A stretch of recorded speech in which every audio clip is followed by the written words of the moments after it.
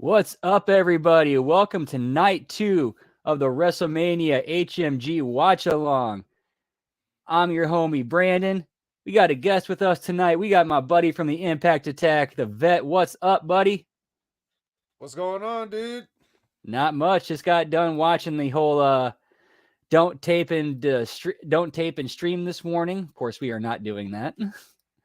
Oh, of course not. The then, now, together, forever.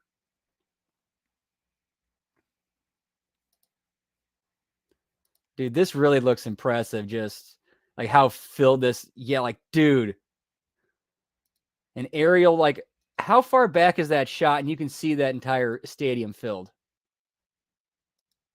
Yeah, man. That's just crazy. What have you noticed? So you watched night one. What did you notice any production differences from years past that's really stood out besides the obvious product placement, right? A lot more uses of CGI, AI, reality augmentation or augmented reality. Yeah, yeah.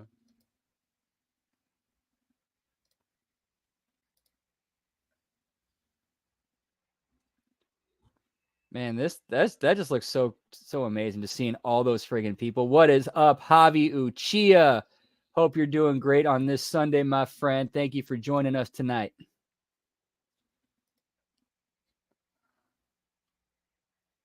wouldn't be a party without Javi to rain on everybody's parade.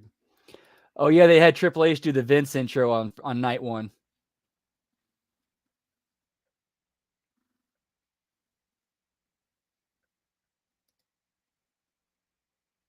How did Jade look? They kept it short and sweet, and I thought they did a great job of highlighting her strengths and hiding her weaknesses. She has no weaknesses. And I thought they're kind of going with an X-Men theme with that trio too, because I forgot if it was Bianca or Naomi. I have to guess. Yeah, it was Naomi. I think came out like she had a visor on like Cyclops from X-Men. Tight. And of course, And Jade's doing the storm what was thing. So, Bianca? man, if I don't remember what she came out in. I say maybe it was. I legit don't remember off the top of my head.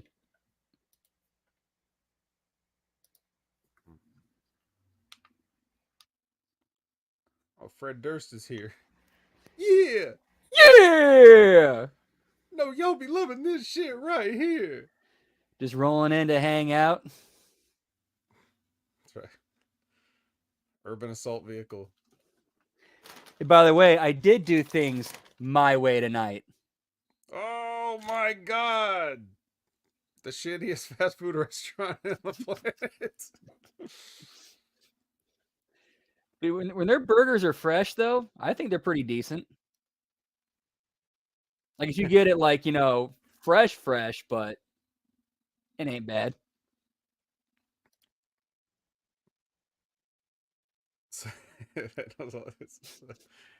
Genocide.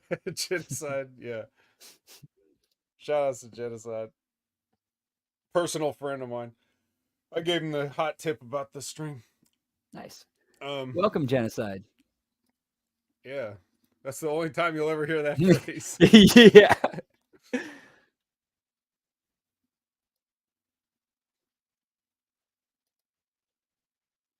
Yep. This the same intro they did last time? Yeah, it is. As long as Meek Mill doesn't stop the entire show just to do a performance. What did Lil Wayne do yesterday? I don't remember. I think he was just out in the crowd, or just yeah, I think he's in the crowd. All right.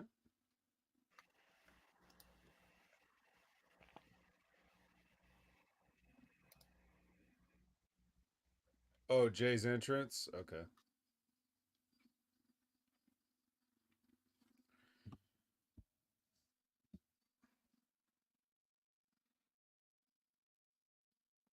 Yeah, there was some stuff I missed with kind of bouncing back and forth between tabs to kind of make sure I'm keep an eye on the chat.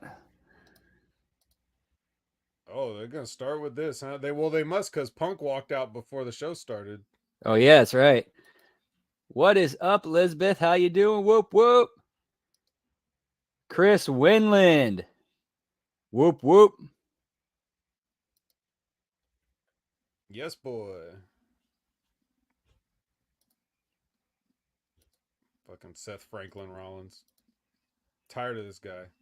Yeah, He should have lost last night. It They should have did been lose. Seth that lost. They No, did but I lose mean, last Seth should have got pinned.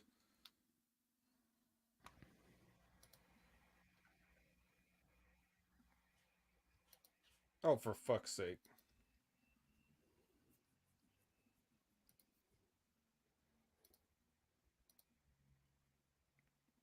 Is that Shane Taylor?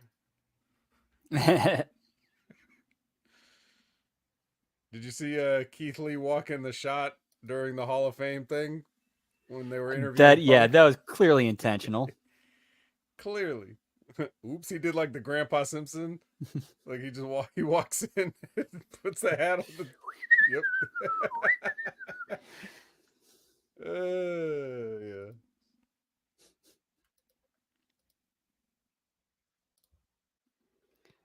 And Al Snow was seen on camera too during the Hall of Fame. Al Snow? Yep. Yeah, when Paul Heyman came out and he walked up to the stage, he stopped and hugged Bubba, and Bubba was like, or Al's like 2 seats down from Bubba.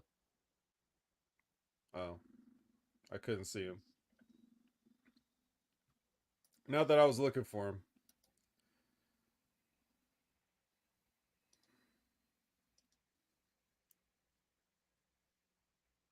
But yeah, I was saying, I kind of just barely caught that. It's like, oh shit, that's Al.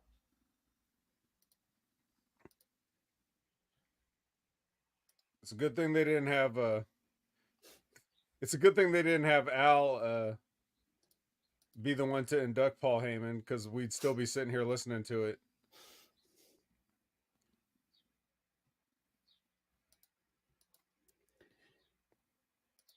He'd probably He would just be now getting to like the 1950s part of the history of professional wrestling.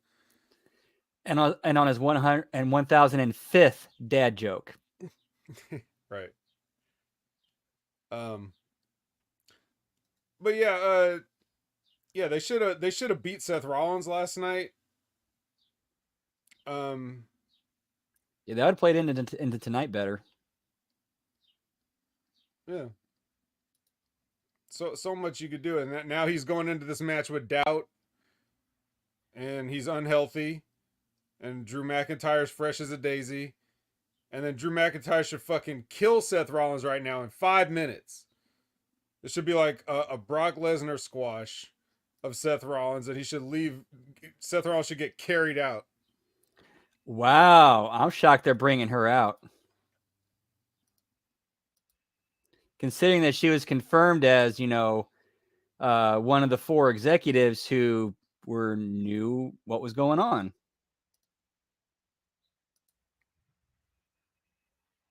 Yeah, but come on. I mean, this is kind of a ballsy move, in my opinion. Is it more or less ballsy because she was just sitting around wearing an ECW hat a couple nights ago?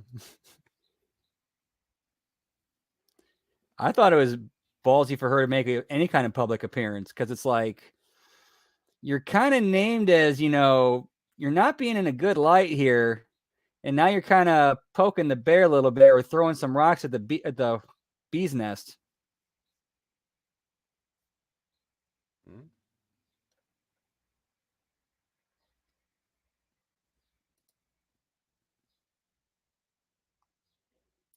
We'll see. I say this. If you're innocent, don't hide. Just business as usual. You know what? That's actually really smart. Because if you go into hiding, that's a sign of guilt. But if you have nothing to hide and have no guilt, why would you change how you do things?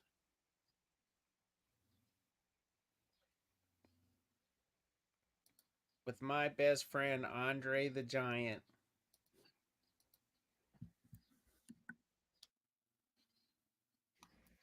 Oh yeah, and they split the tag belts last night too. Yeah, I heard about that. Yeah, A Town Down Under got the SmackDown belts, and Miz and R-Truth got the Raw ones. It's bold of them to believe that their tag division is strong enough, even with both shows combined, let alone with a set of belts for each show. Although I'm happy for Miz and R-Truth. They got a moment they deserved, in my opinion.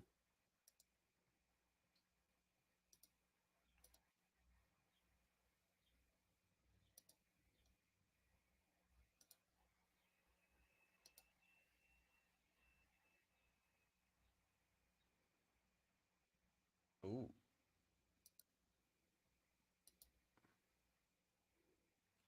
There's a lot of glad handing going on this weekend. Yeah.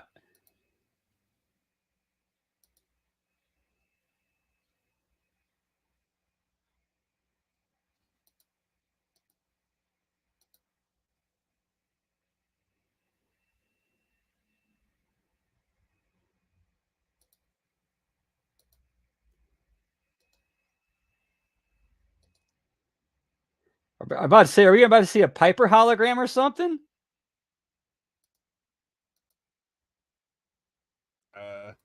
No, but what was the what event was it where Roddy Piper played the bagpipes? I don't remember. I want to say what was it?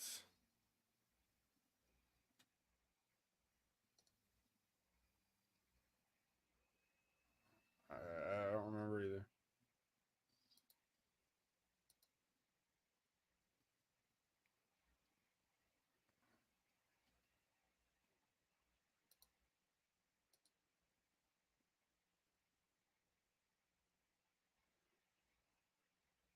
Good. Oh, it's for Drew. Okay. I'm glad he doesn't have a sword. Liz says freedom. I love you. Always have.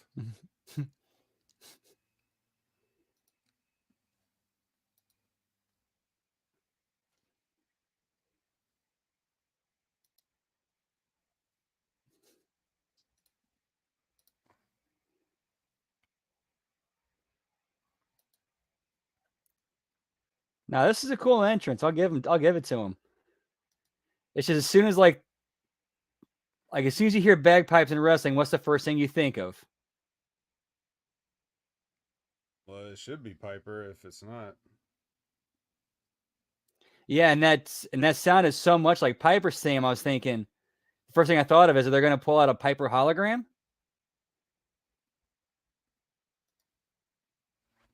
or an AI Piper? AI Piper. I'm gonna see what that event was. It was something from '92. I don't know what it would have been. SummerSlam, Survivor Series. Maybe the thing with him and Brett. Maybe I don't think so. Maybe so that was really the only that was the I think that was the biggest thing he was involved in '92.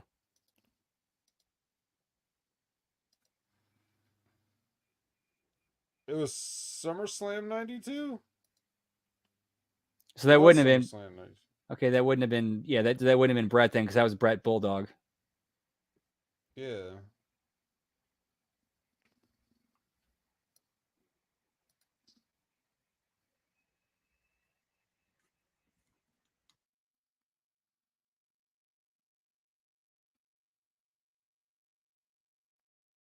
But I don't know why.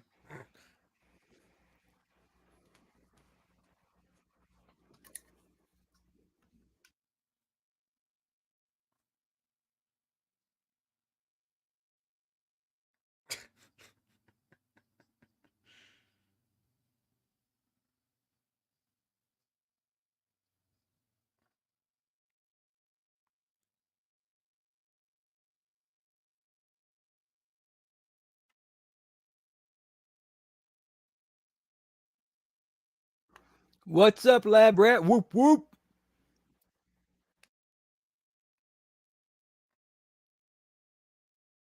They're testing Scottish war paint on Lab Rat today.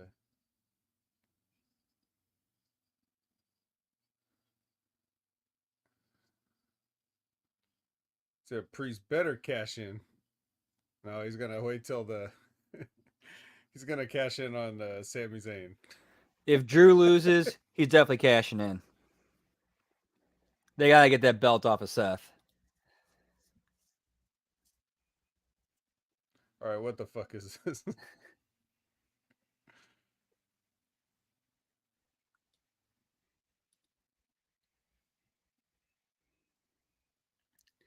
This looks like some like Jim Henson's Muppet special if they use people instead of Muppets.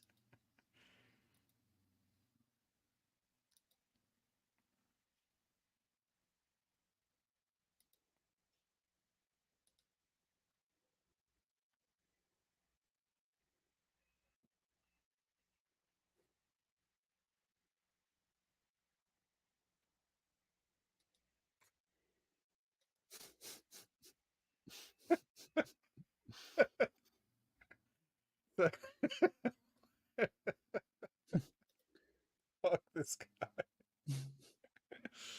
You better stop him into the ground. It's good to know he's taking it serious. Well, it is Sunday and Seth's on his way to his version of church.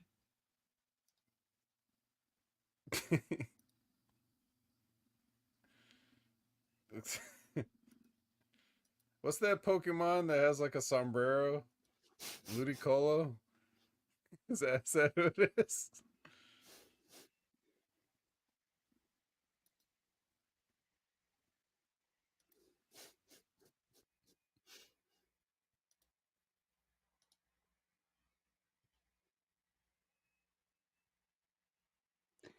He's committing to the bit. I'll give him that.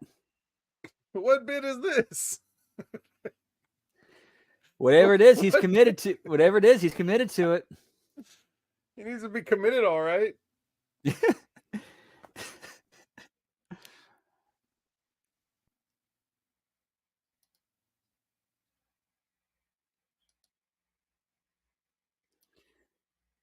What's you up, just got your Buckshot? Whoop whoop.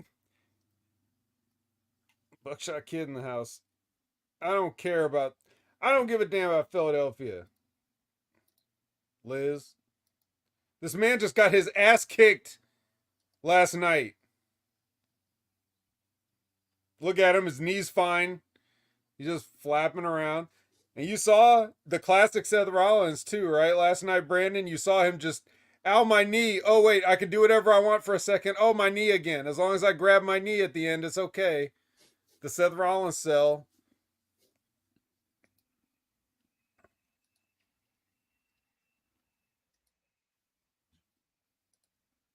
Man should be limping.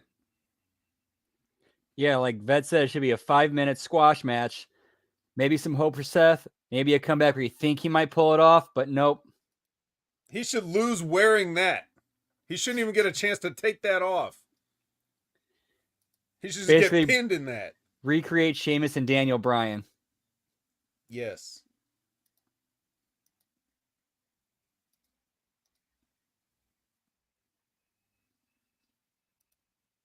This is the Rosebud Sessions. That's what I was thinking too. Samantha Irvin's more scared than Seth Rollins is.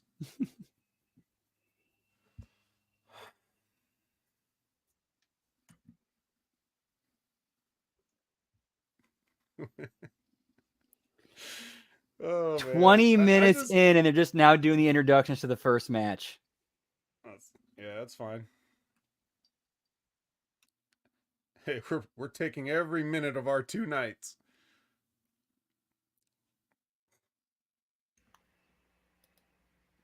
She's gonna have a heart attack.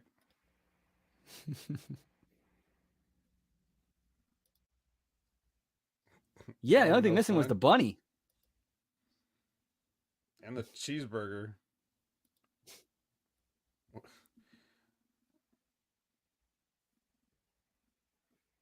I look bigger. Have I been working out eating too many muffins? Both, baby. Both. Muffins are what muscles are made of, kid. Just ask CM Punk.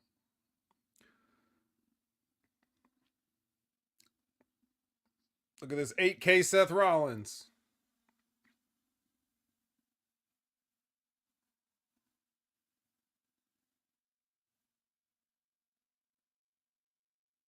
Now get out of the ring before you give yourself a hernia.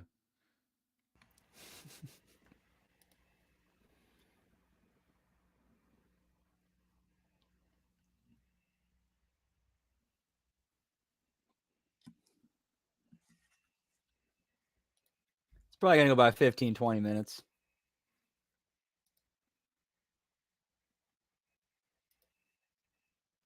Yeah, I don't. Yeah. Fuck you. Yes. Come on. Damn it. Oh, do it again. Hey, look. Punk can stay out there for several matches. Okay, that's not the issue here.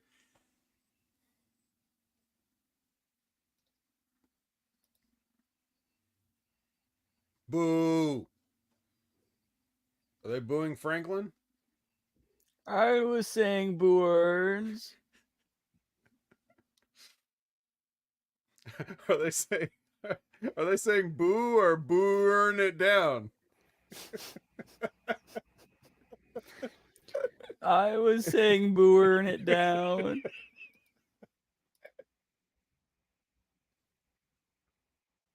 It turns out Peacock. Boing, boing, boing. Oh.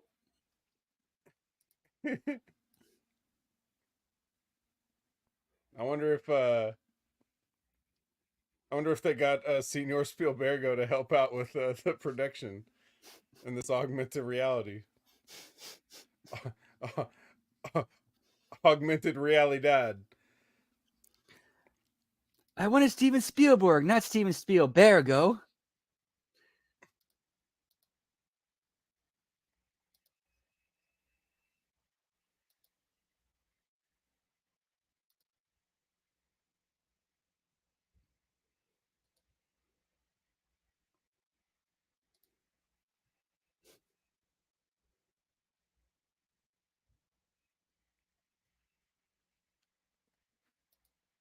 Ow, my knee. Let me hit it. Ow. Ow. It's almost like this guy doesn't even, he's never had a real knee injury. Colin Weissong in the house. Whoop, whoop.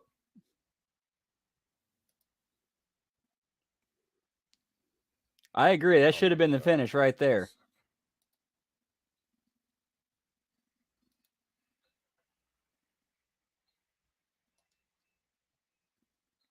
He couldn't get the full stomp because of his knee.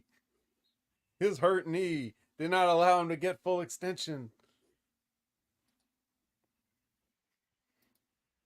Oh, damn. My knee. Have a drink of this prime.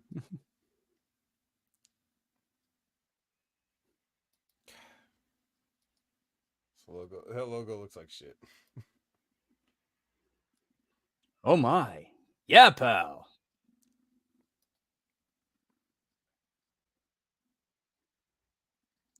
He borrows them from Chris Sabin? Yeah.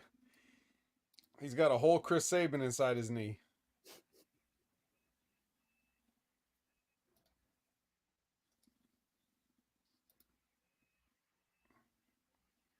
Why's Drew McIntyre limping? I don't know. I don't think it's been done to him. Was that pedigree, I think. And the stomp. Yeah, Ew. crab juice. I'll have Ew. crab juice. I'll take a crab juice. Wash down this clout-colosh. There's gonna be Simpsons references all night, so I hope you guys can keep up.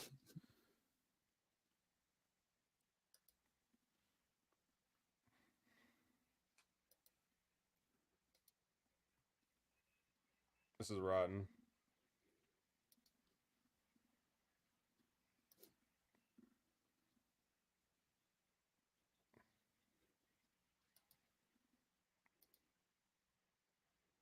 He literally has to pull Seth down with all of his body weight just to get him to stop standing.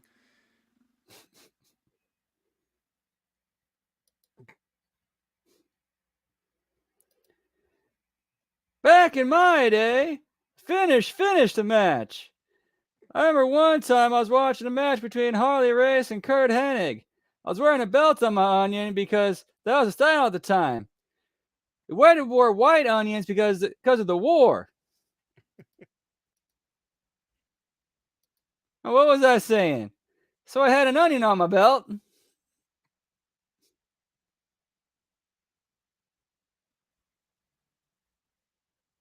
Ow, my knee again. Yeah. I keep doing things there. I land on my knee. Yeah, that was some pretty creative product sponsorship. Which was the style at the time.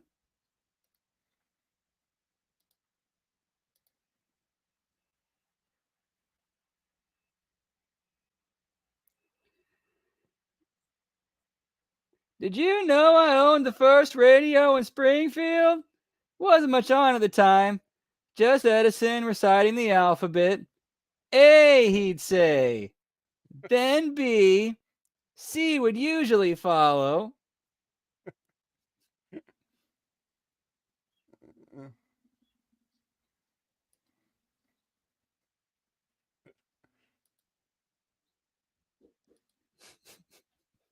So Scott dude wipes.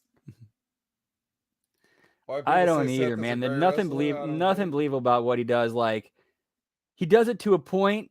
Like he builds it, and then flushes it all down.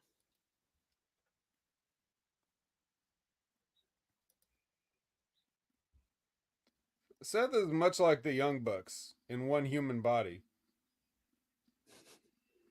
Like he pretty much knows what he's doing. He just spits in the face of everything that came before him. That's a great way of putting it. Like he knows better, but he says, fuck that. Yeah, it's a rib to him.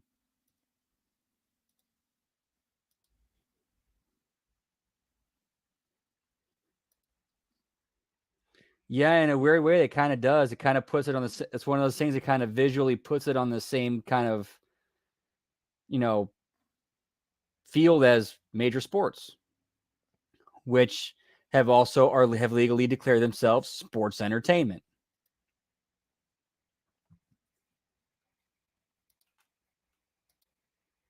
I don't mind product placement. I just don't like it on the mat.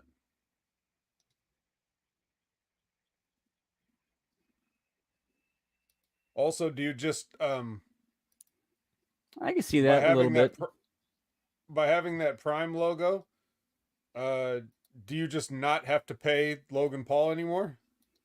Like are you paying him and letting him have that sponsorship? I'm pretty sure it's kind of a split between WWE and Logan Paul getting paid from Prime for that sponsorship. Like WWE getting the main bulk of that because they're the ones advertising it, but Logan Paul kind of getting a booker's fee, you know?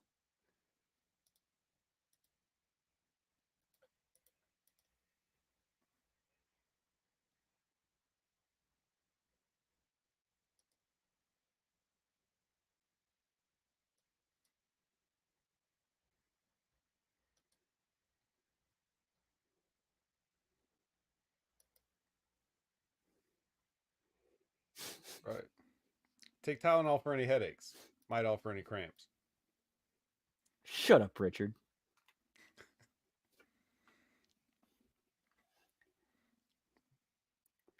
Dude, there's this one dude I follow on Twitter who like pointed out something. I'm like, yeah, that was some pretty bad optics on the product placement. They put the Wingstop ad when Bianca, Jade, and Naomi were in the ring.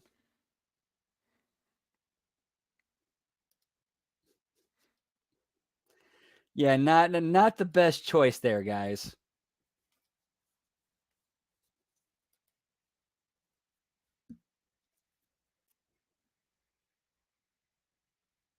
Will he?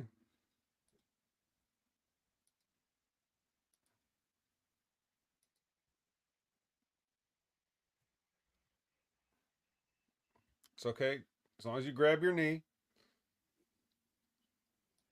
Do anything you want as long as you grab your knee afterwards. It's basically like the hazard lights where I can park anywhere I want because I'm like, I got hazard lights on. It's true, you know. You can really do that. Just try it. It dude, as a delivery guy, that gives me so that's helps me so much.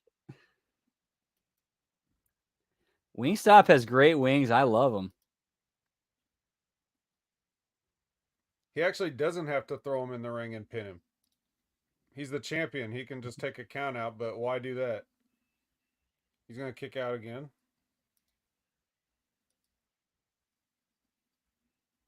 This is how Seth Rollins justifies losing. Or however, whoever laid this out to him justified him losing. Look, you get to kick out of 3, 4, 5 claymores, so you're strong, obviously.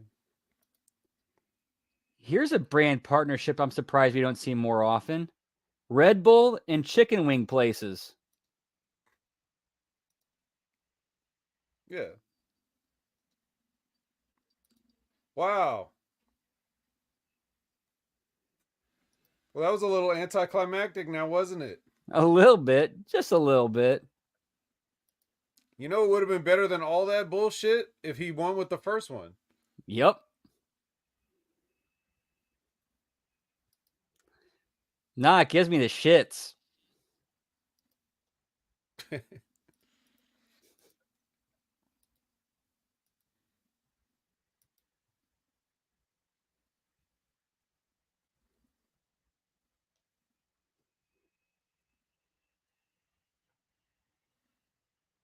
Everybody get up and respect this man.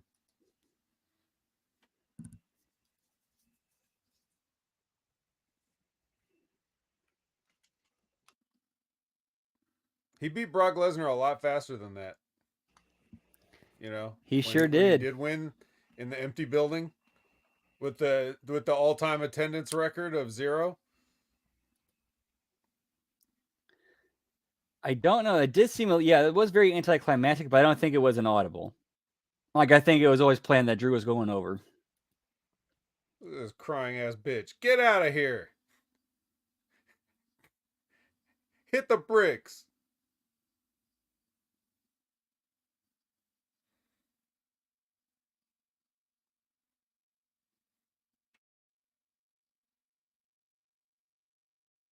Brock is no Seth. Yeah.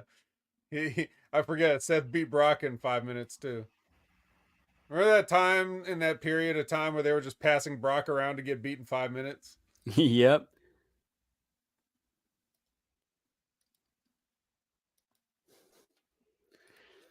In fact, I think the only member of the Shield who has not gone over on Brock Lesnar was John Moxley. Right. Brock's like, fuck that.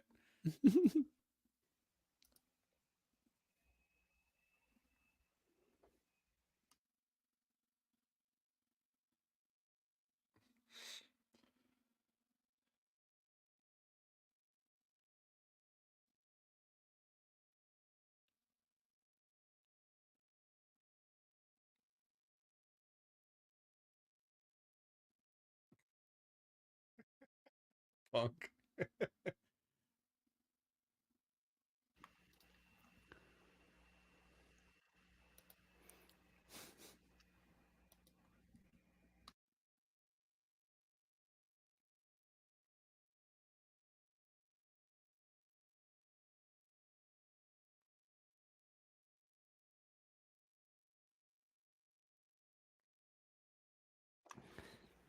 Yeah, this went on about 13 minutes too long.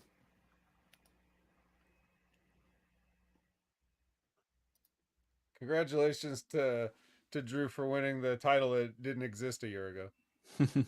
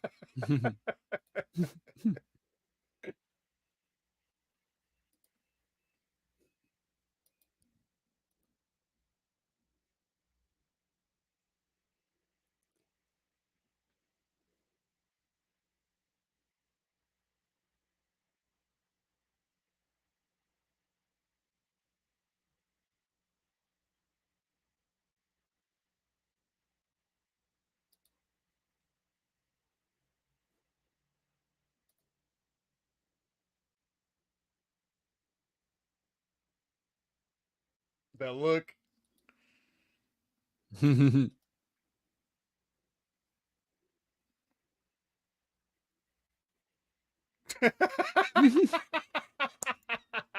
Just blasted him right in the head with it and lost it. What are we, referee? What are you handing me this for? What does this mean? What do you want to do?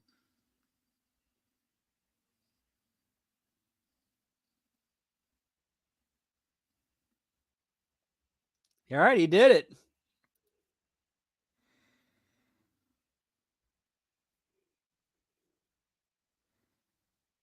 You didn't think he was going to sit in the back and put eyeliner on for nothing, did you?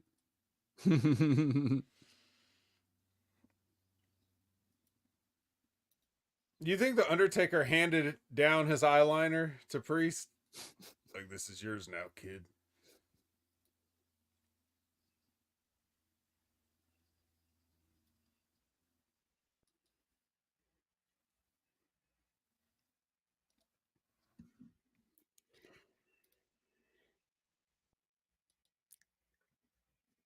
Dude, here's a good example of I think how Punk is a good storyteller or kind of a good foreshadower. He told when Drew was getting in his face, he was saying, "Yeah, this is your moment. Why are you wasting it on me?" Basically saying, "Hey, if you wouldn't have been doing this, this wouldn't have happened to you."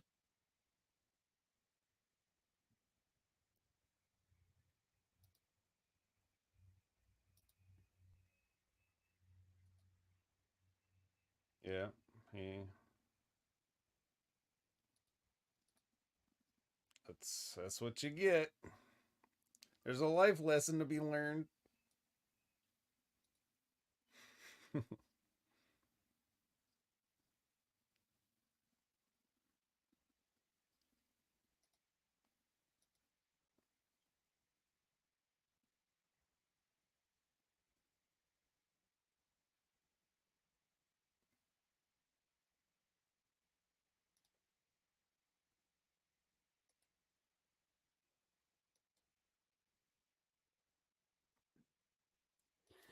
No, but they better. Here's the thing: it's where they go from here. They have to elevate him. They have to make him strong.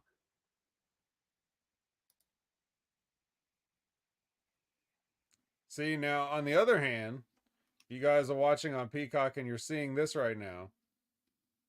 Here's where they just, right in the middle of the show, are like, hey, this is all phony, guys. It's all phony. Don't get too invested in any of this stuff. It's phony. We're gonna tell you about the creative that we did.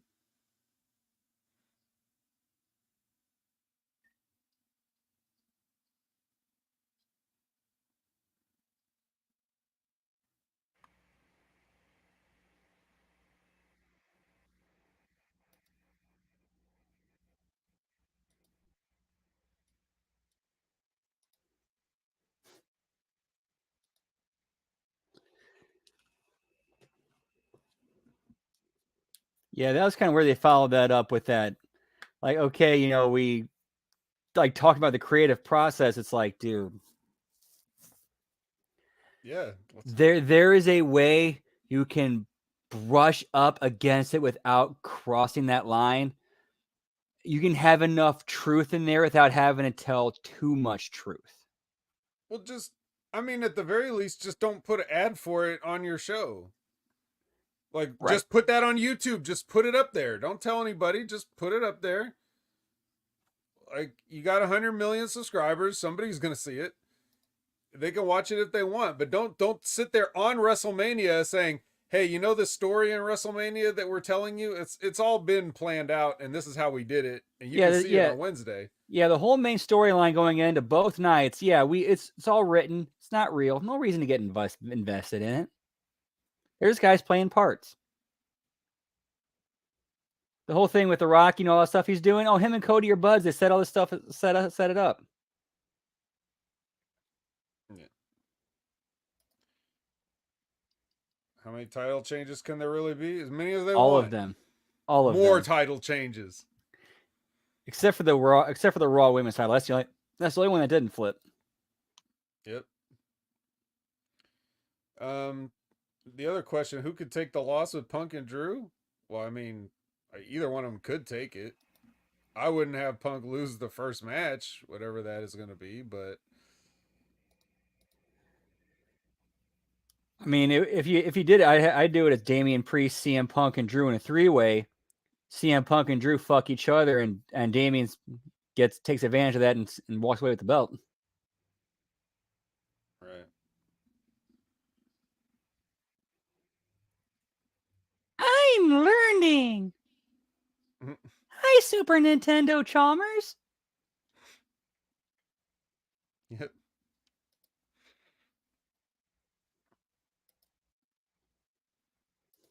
Will we see a street in this fight? No, you won't. Have you ever heard the Also, song? You ever heard the song "Ralph Wiggum" by Bloodhound Gang? have I? I don't know. I don't think so. It's a song that's comprised, like the lyrics are all Ralph Wiggum quotes.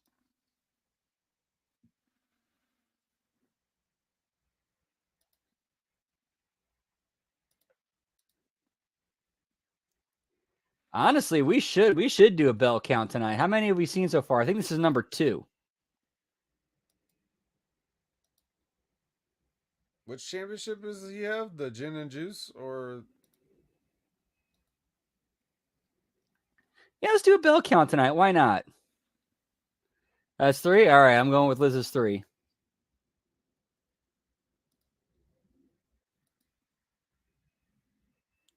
I think we're going to see 7 bells tonight. Oh, yeah, that's right. Rhea had hers. I forgot about that.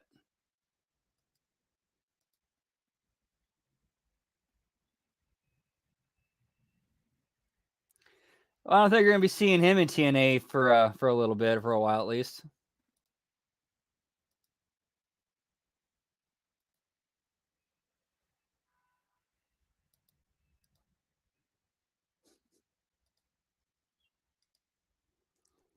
So yeah, let's get those bell counts in and see what we got for tonight. I'm going 7. What about you, Vet? you guys have fun with that.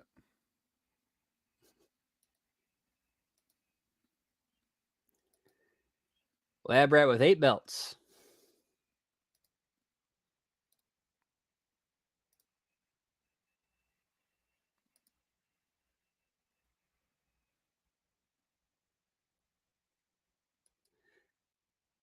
And I think that's just 3 for tonight. Cause we had the world title, the one that with that Damien has.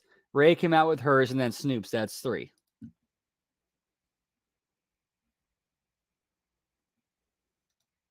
Speaking of biscuit, Scarlet.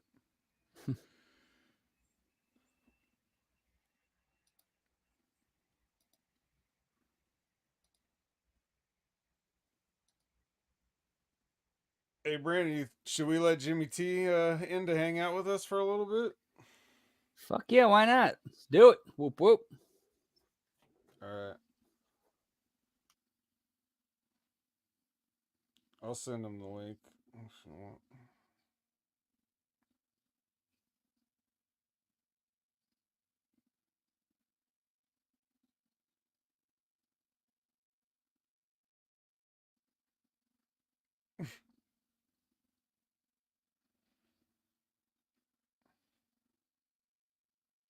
Gotta love Snoop.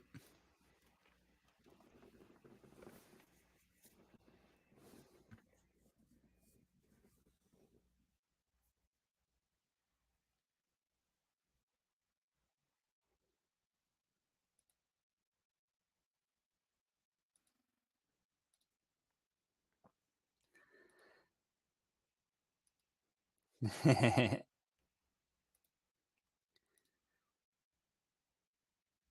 you ever catch Snoop and Trailer Park Boys? Nope. He was pretty decent. And in fact, he's like one of the few things that was decent about season 10. The first episode of season 10 I thought was great. There's this whole thing with Ricky trying to build his 5-hour D energy. And then he has like Corey, they test it out on Corey. And there's a scene where Corey's like so completely fucked up and high, like he's on a riding lawnmower, just like one hand on the steering wheel, and he's completely leaned back to the point where he's looking up into the sky.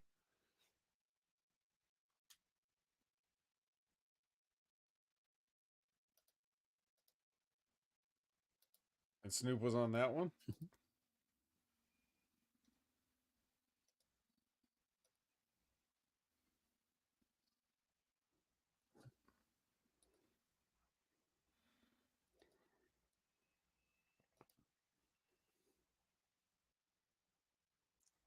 Yeah, what the fluff with those shoes?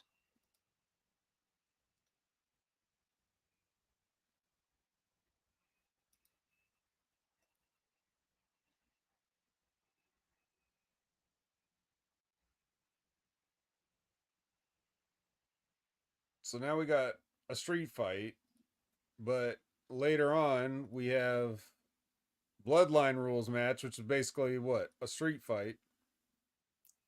And anyone can get involved. Essentially, like, you remember, as soon as you said that, the first thing I thought, remember that period late 99 where Undertaker wasn't wrestling, but him and Big Show were tag champs?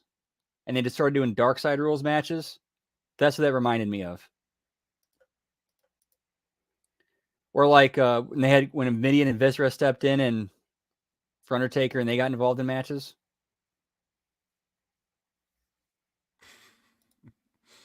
Was Mideon naked yet? Not at this point, no.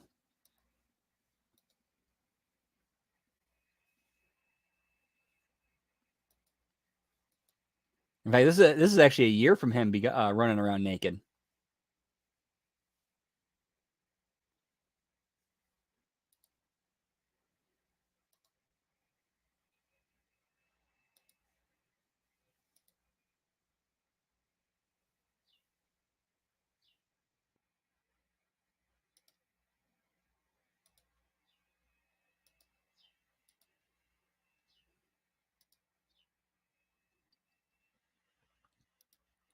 No, but that's cool having Bubba as a ref for this. I like that.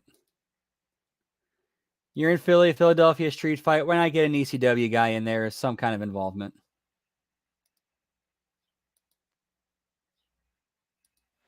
Yeah, why not? Everybody loves Bubba Ray.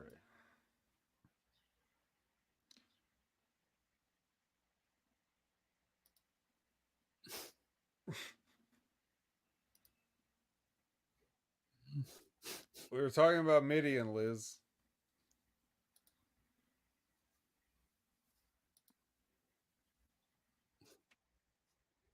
All right, I disavow this match, but oh wait, we're not doing a review show, so it doesn't matter. I just have to sit here and watch it. Yeah, we just chilling and hanging out. Yo, whoop whoop. I'm naked, pal. Now write me a letter. Oh, Tell me how much you like what you see. Yeah.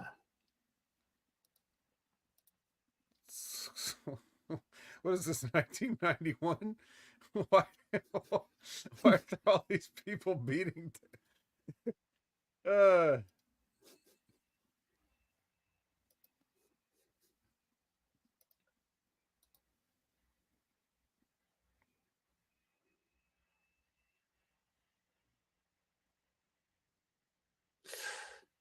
I never like spots taking bumps on the chair like that. I hate that. So much can go wrong.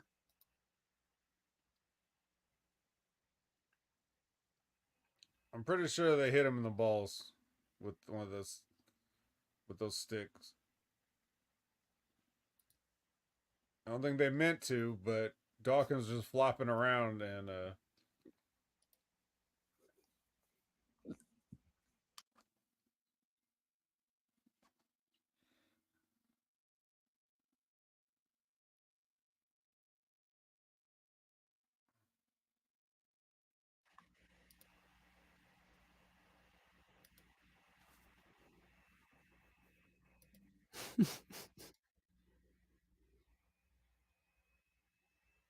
Call the police.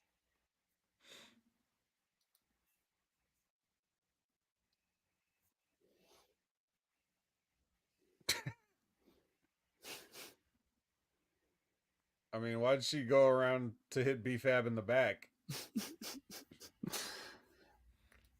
Unintentional comedy.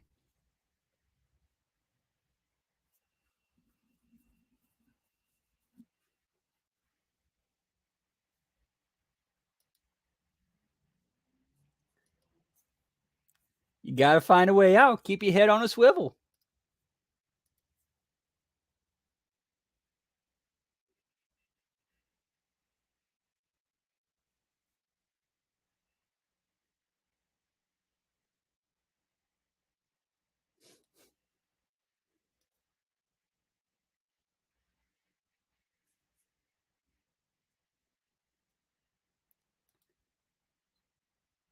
That was a total Office reference right there from Pat McAfee. How the turntables have. Well, there's your answer. What Ford's going to jump off of? Who asked that? CC.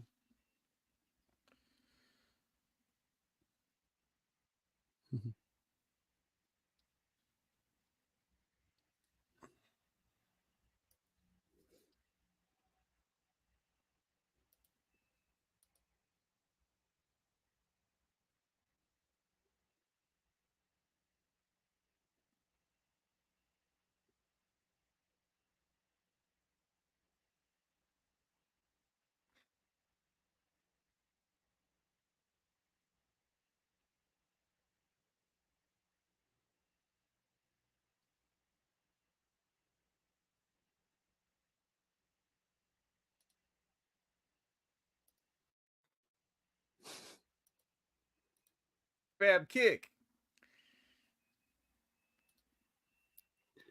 Dude, I liked how Scarlett responded to Bobby when he turned around and kind of no-sold it.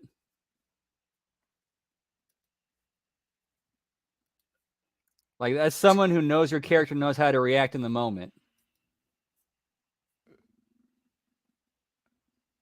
Oh, you really got to find. You really got to dig deep to find the positives here. Trying. Trying.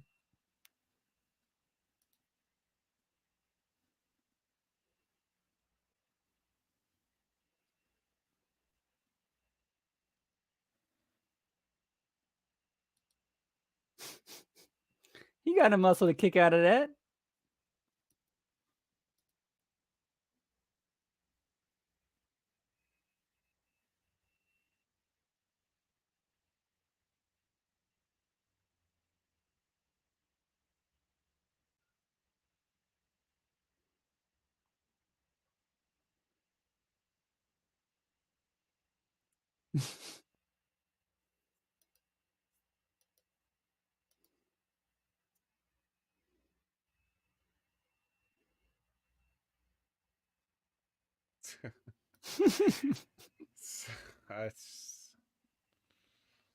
Boy, it's a good thing he had a pair of already broken glasses in his pocket.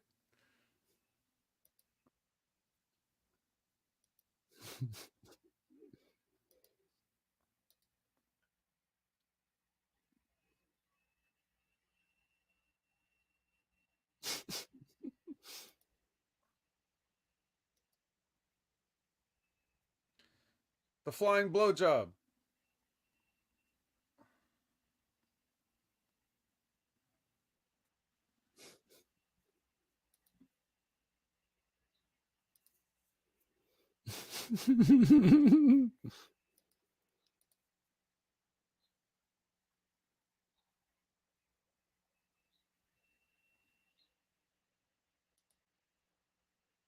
Yeah, I think the ladies already got a table.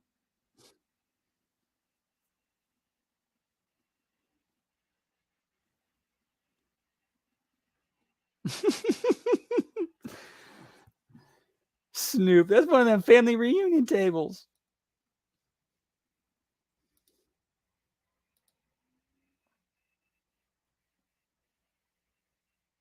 Oh!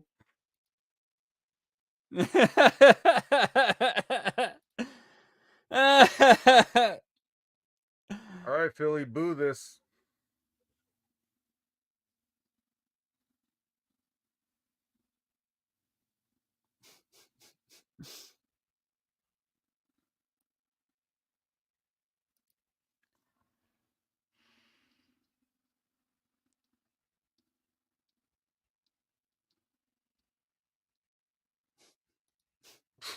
What is wrong with you?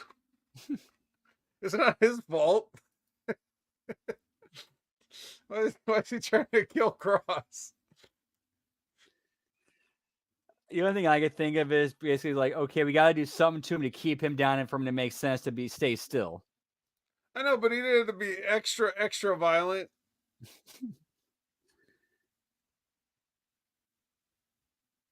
And then that one split into 3 pieces.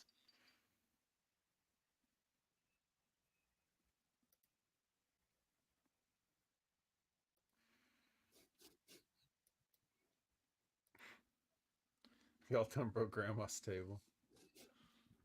Nothing could break Grandma's table, Liz. Come on. Grandma had a table from back when they used to make tables out of real stuff.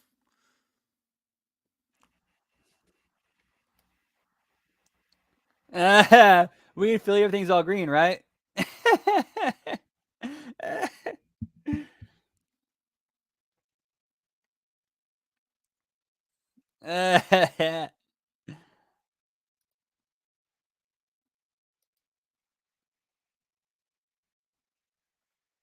Course, making a bunch of weed references on air.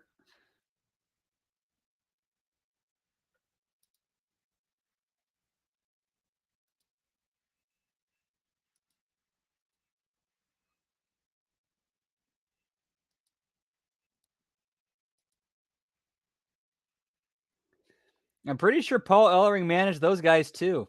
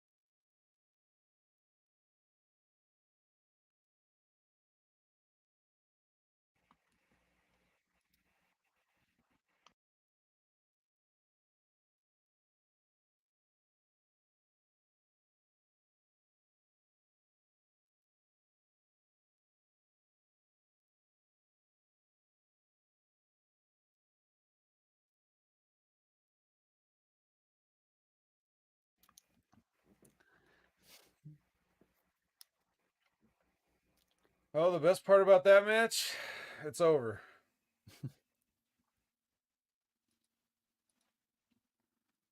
I know I kind of pop for some of the weed references. I mean, to me, it's just nice to see it become more acceptable again once again.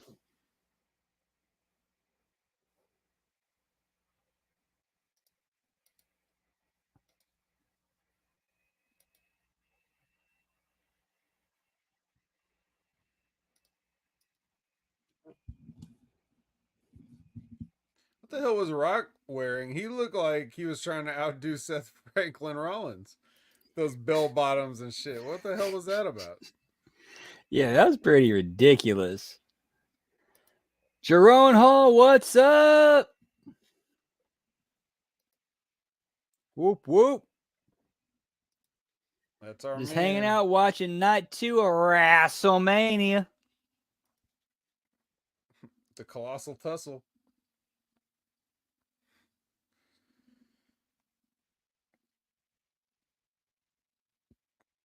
You see the Rock fall over when he punched Seth in the dick?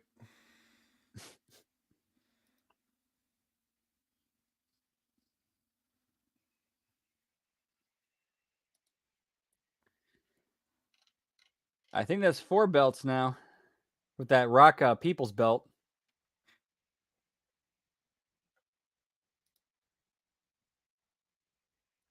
There's 5 right there.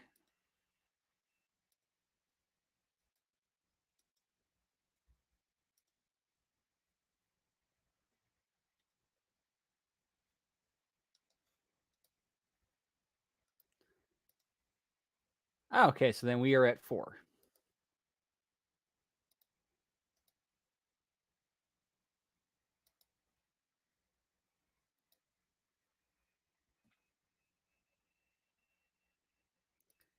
Yeah, pal, get me cock knocker. Where's Mark Hamill?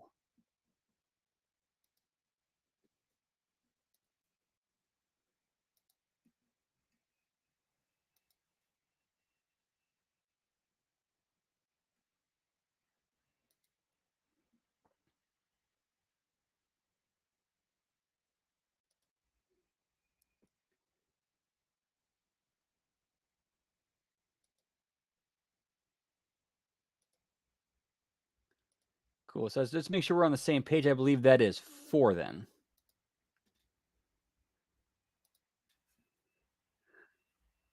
Oh. Bless Paul Heyman.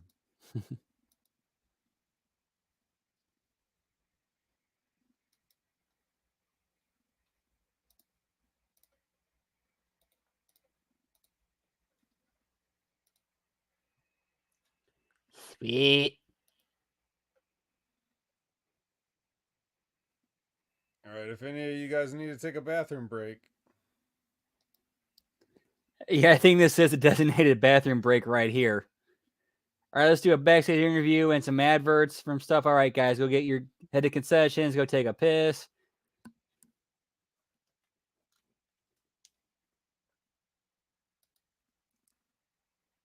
Yep, that does count. Yep, we actually are including that because it was the Reyes, the world title, Snoop, and then the belt that Heyman had. Oh, Belt is a belt.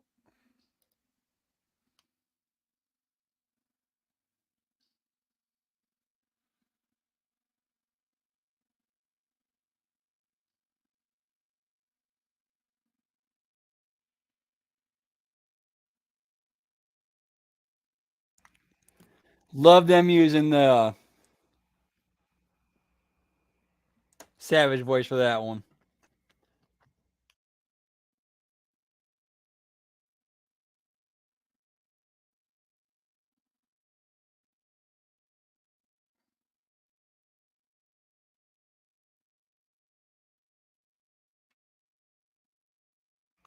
Nice park job there, buddy.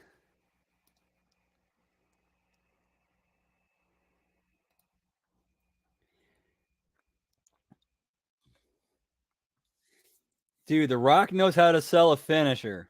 Just ask Stone Cold Steve Austin.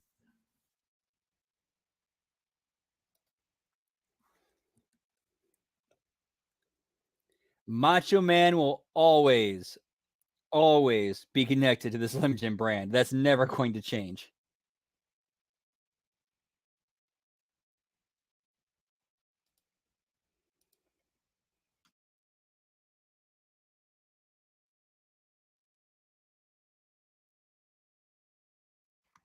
I would absolutely say that Sonic is way better than the Tooth Fairy.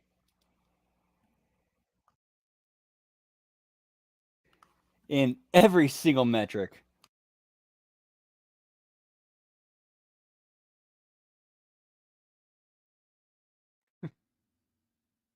Say what you want about The Rock. Okay, how much time you got? He fell over punching Seth Rollins in the dick. How much time you got, feller? Where do I start? Yeah. That was funny though when he I just laughed at him. Like when Roman speared him and The Rock is sitting there just like I was laughing. I laughed at him.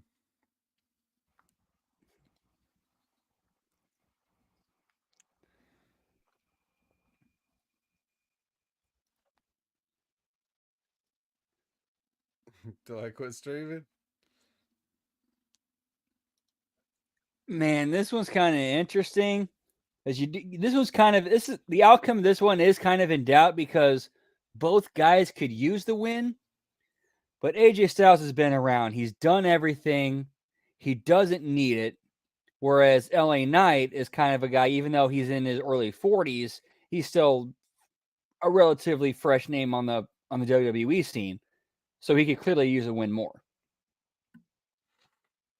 in my opinion.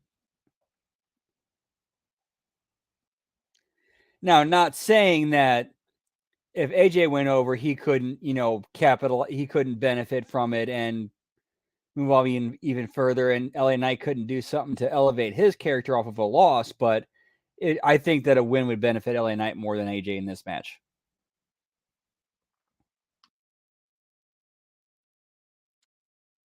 Yeah, yeah.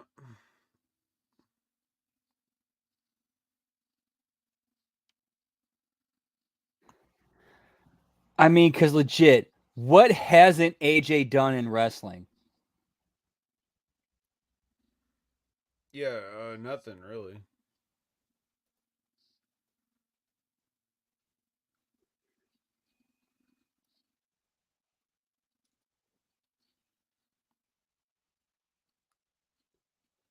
Like, you can make the argument that AJ Styles is one of the most accomplished wrestlers of all time. Yeah.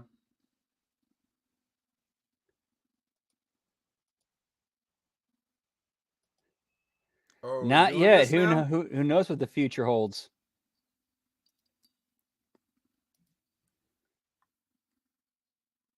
We just abruptly come back out of nowhere. Interesting.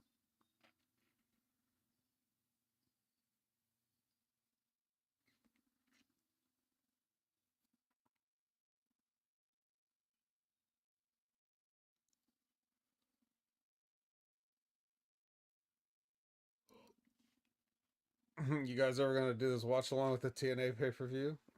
Hell no. You know what? That would work because the loss doesn't hurt LA Knight and it gives him something to do after the loss. It doesn't hurt him at all.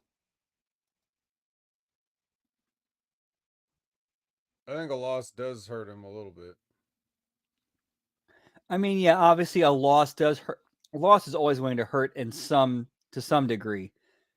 But depending on how the loss happens and the follow through from that loss can lessen it, and in some ways the character can elevate themselves off of it.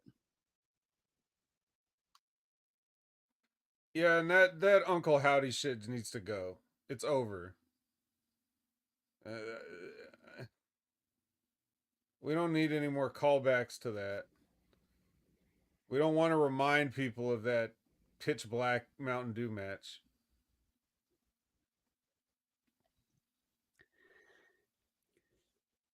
You ever been to the WrestleCrap website? No. Here's one thing I'll never forget. They inducted that Mountain Dew blackout match between Bray Wyatt and LA Knight into the Hall of Fame. And then it's literally like a day or two later when Bray Wyatt passed away and they had to update it going, okay, yeah, this was just we didn't mean anything by this. This was just really poor timing. But yeah, like, rest in peace. We did not mean anything by this at all. They're like, this was just really, really bad timing. Country Time Lemonade match. Oh, here's the new music.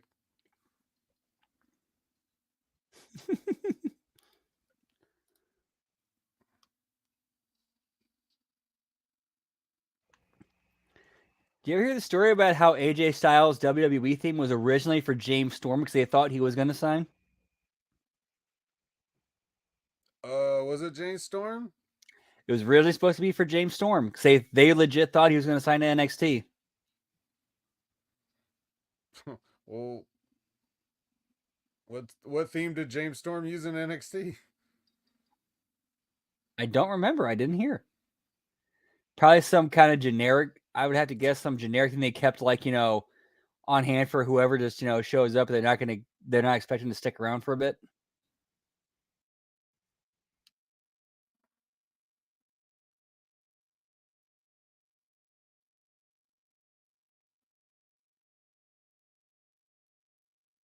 Good lord.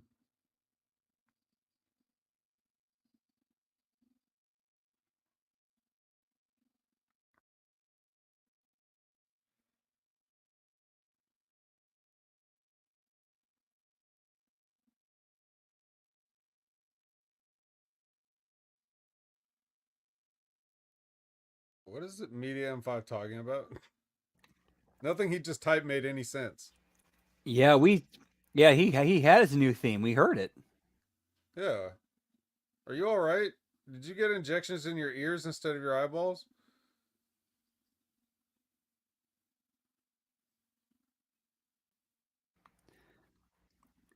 Now, I will. granted, nobody cares and no one remembers what the song sounds like, but when did it play? It played when he came out for his entrance.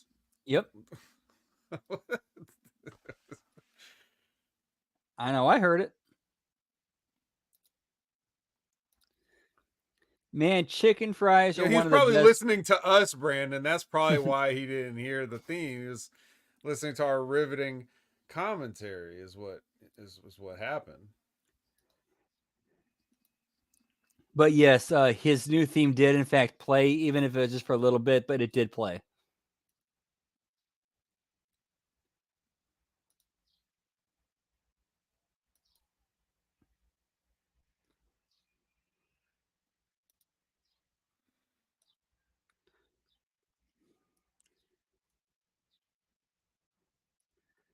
There was actually, I'm actually going back and watching the Reliving the War series on the Wrestling Bios YouTube channel. And I just got to the episode where there's an episode where Kevin Nash actually whipped Randy Savage with a Slim Jim. Just the regular size one. That's not very long. And I think it's one of like the jumbo size long ones. Oh, okay.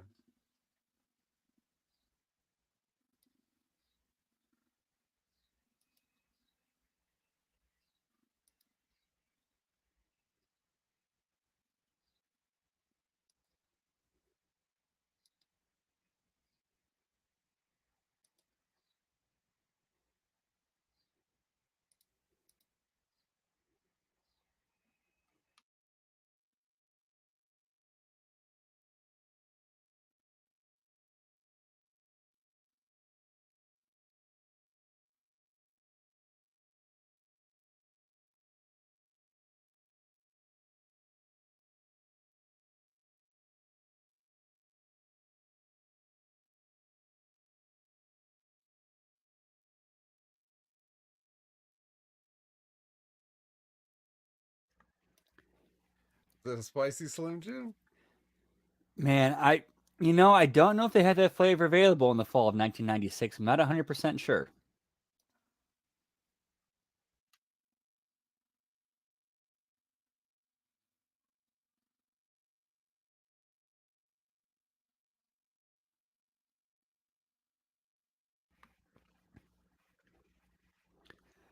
Yeah, we all And they know told. LA Knights can talk and is charismatic as fuck.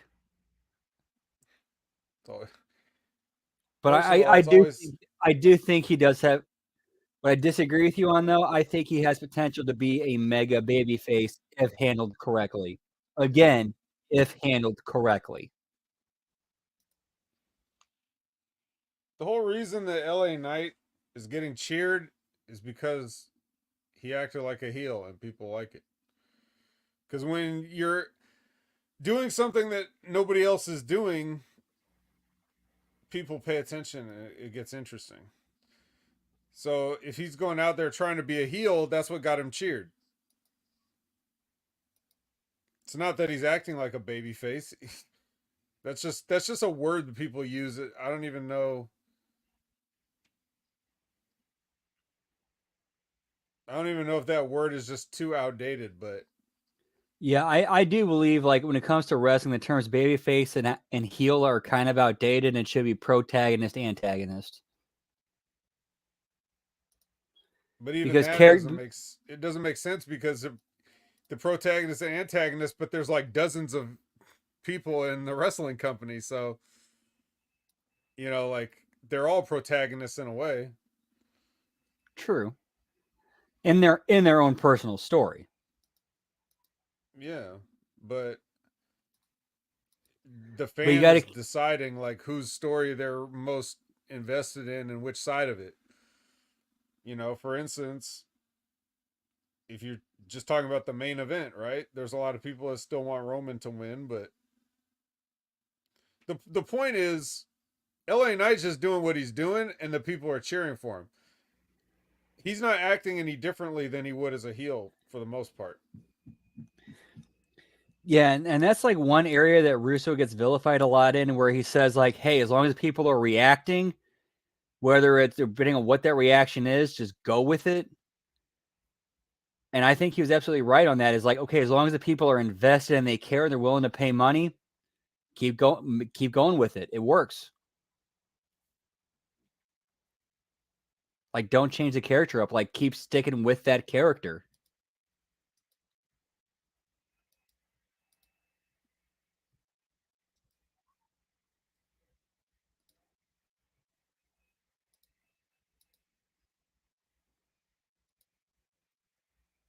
AJ's good at being a heel, but he's too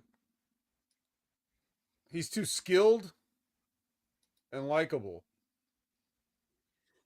I think if AJ did it in a way where it was like him showing like, yeah, this is why I'm so great. I'm so much better than everybody else, and was a complete dick douchebag about it, I think he could pull it off.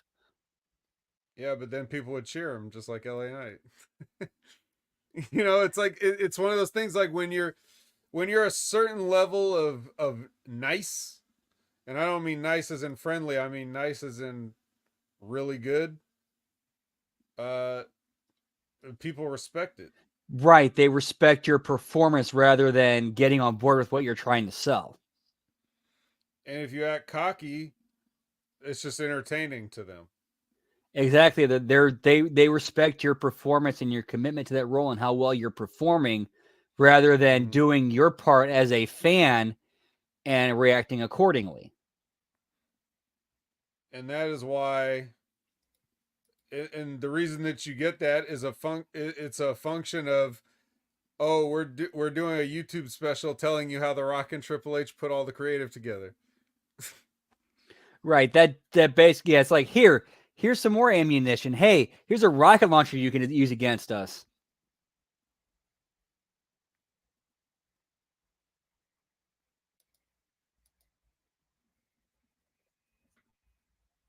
But yeah, there's guys like AJ that are good enough to do anything, but they still fit better in a role. Just like Sami Zayn. Sami Zayn's a great heel, but he's always going to be just better as a babyface because he's such a likable guy. Yeah, And I think exactly. AJ is different than Sammy, but he's still likable. So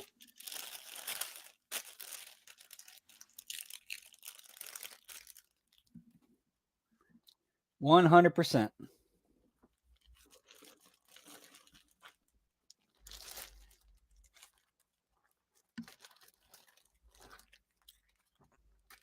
but I wonder how this match really came about. Like, I wonder who wanted to see this or who thought this would be a good pairing. I did, pal. Well, you're canceled, so.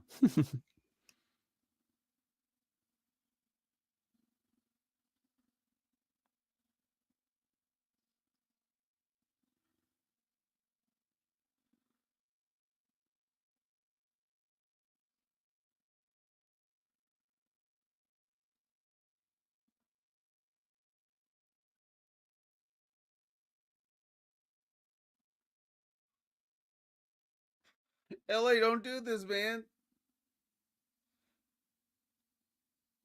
WG, what is up? John Enright. Whoop, whoop.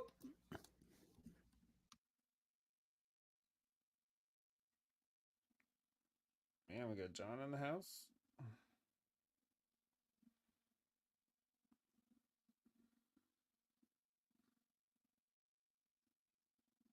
Yeah, I don't know if I'm enjoying the show, but I'm enjoying hanging out with all you guys. Gam Wolfers. Whoop, whoop. Hope you're having a great night. Thank you for joining us. Gammy.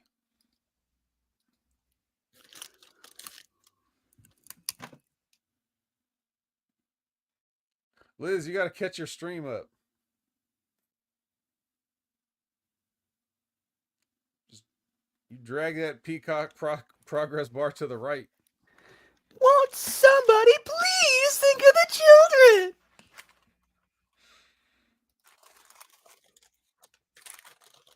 We got we got Helen Lovejoy in the house tonight.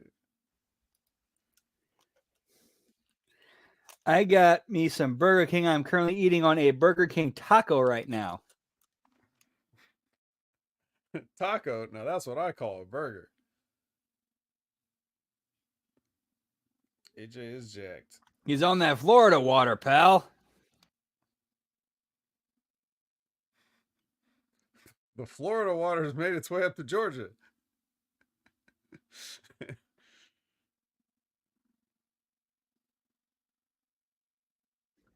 Yes, they do. They're kind of deep fried ones like Jack in the Box.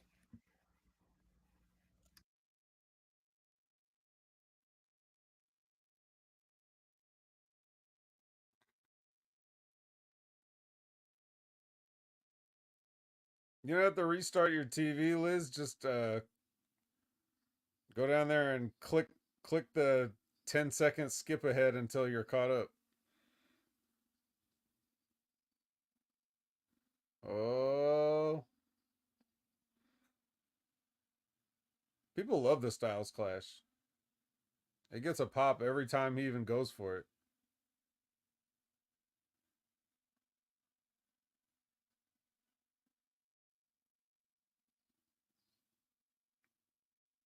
That hurt. Boom. Should be it.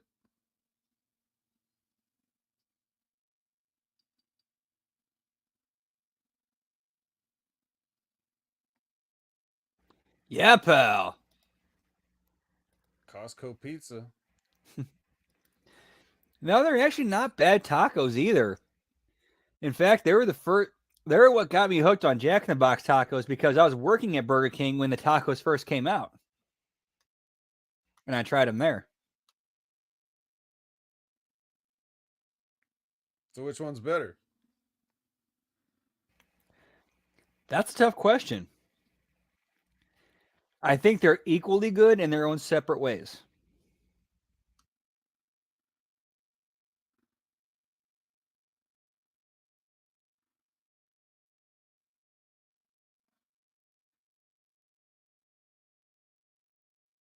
Well, Liz made cornflake chicken tendies and applesauce.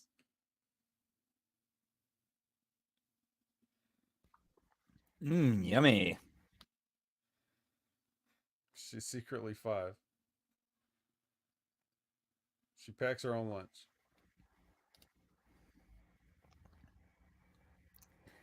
Long boys.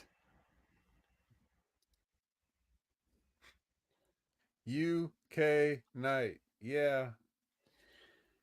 Now, I thought this was the right decision to have LA Knight go over. AJ's really done it all. He's on that point where he's kind of on the downswing from his prime, where he should be using his star power and equity to help get other guys over, in my opinion.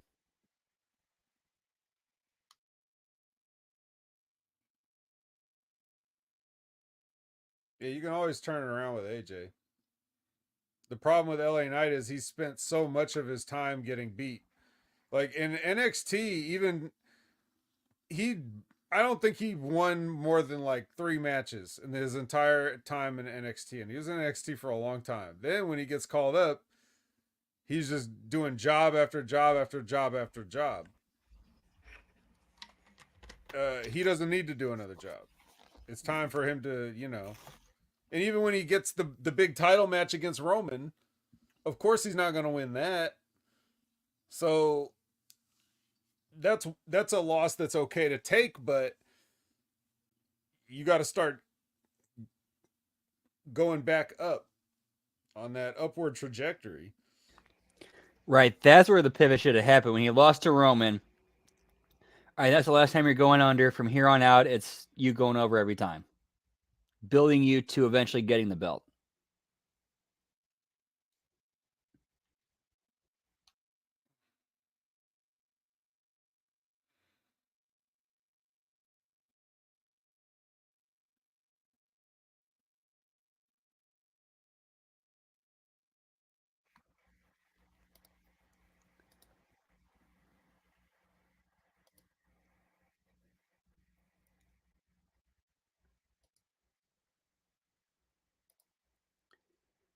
I think we are off of commercials and we are on the Hall of Fame recap.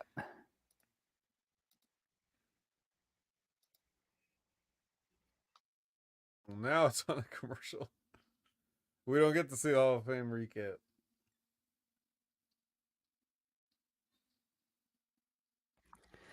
I will say that was a nice touch of Stephanie wearing the ECW hat during Paul Heyman's induction.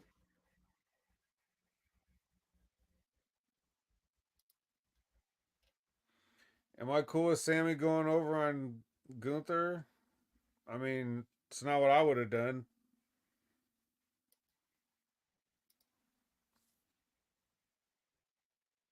If it were up to me, I would have just had him keep winning until it's time for him to get the big belt.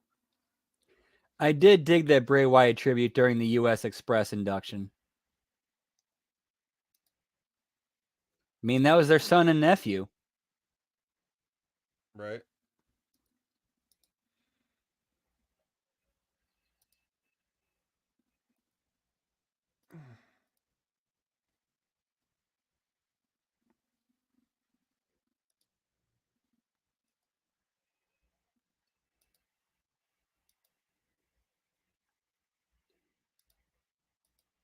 Moose should have done a run in. The night's not over. Hey, I got my fingers crossed, man. You never know. You saw Jordan Grace. Let's see Moose.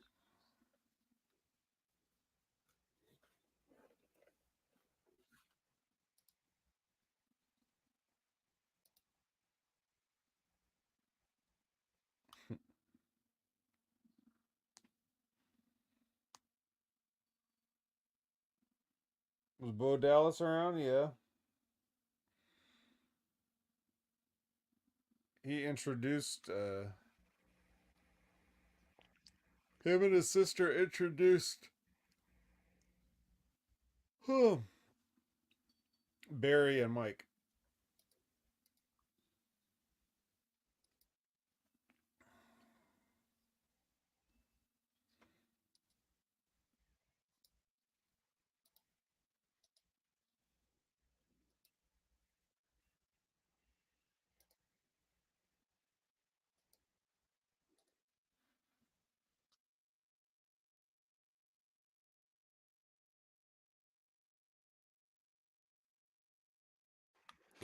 They just showed Al right there. You miss it? You see it?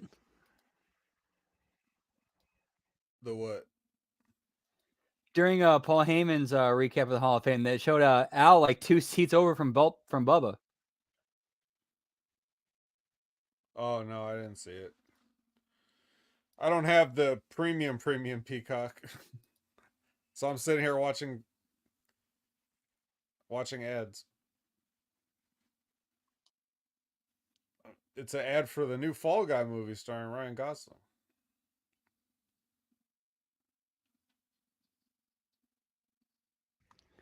We need some Moose.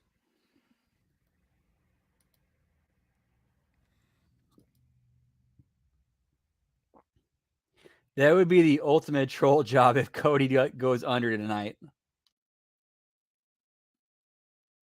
Can't do that.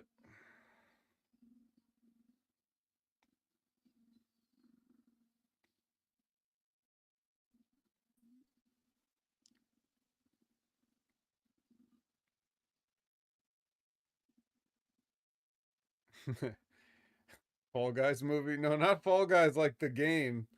The Fall Guy like the 80s TV show.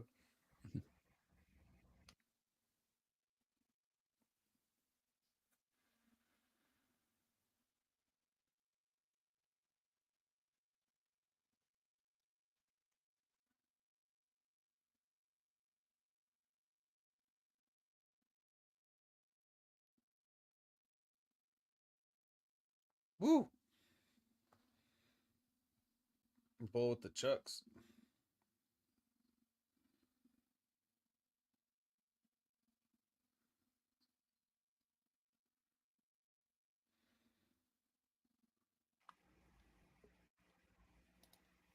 Fucking Rock with his fucking doing an angle in the middle of his speech. Oh shit! Whoop whoop is Jimmy T. What's cracking, fellas? I am pumped, man. You know what? What a WrestleMania so far, man. I'm pretty excited. What are you talking about? This shows the shits. Ah, come on, Vet. Come on now.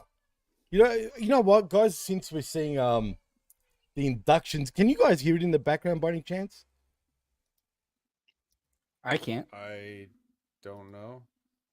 Ah, good. As long as you guys really can't hear it, that's a good thing. But anyway, how do you guys Ask the feel? chat if they can. Ask the chat if they can hear you, not us. Well, yeah, true. Chat, can you guys hear WrestleMania in the background on my end, if anything? If so, let me know because I'll put it down more. But Bull what? Bull Nakano could have done so much to help women's wrestling in the mid and late 90s if WWE would have let her. You're right, and she was in WWE during that time too. Funny enough. So, I mean, look, she's a legend, but I understand.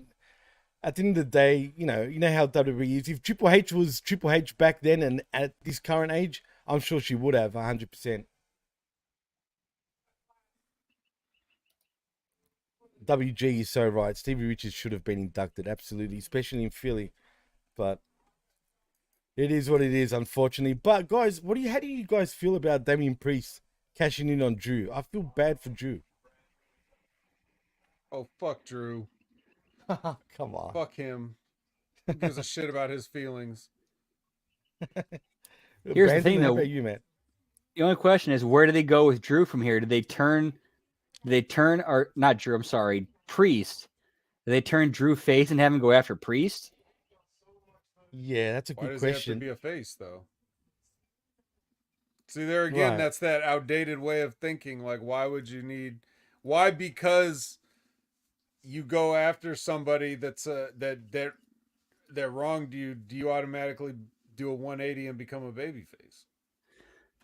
And I 100% agree with you on that, Vet. Like, that's kind of the thing where in this specific story, Drew is the protagonist because he was the one who was wronged. He was the one who was screwed over. He beat Seth clean for that belt, and his own cockiness and arrogance and him just wanting to run his mouth ended up getting the better of him, and someone else stepped in and took advantage of it.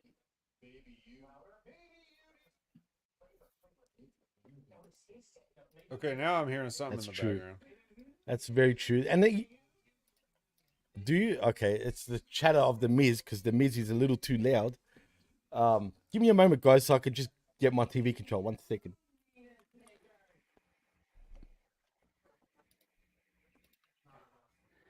So I think there is a base to build Drew as the protagonist in this story, but again, the storytelling and the character development has to be handled correctly.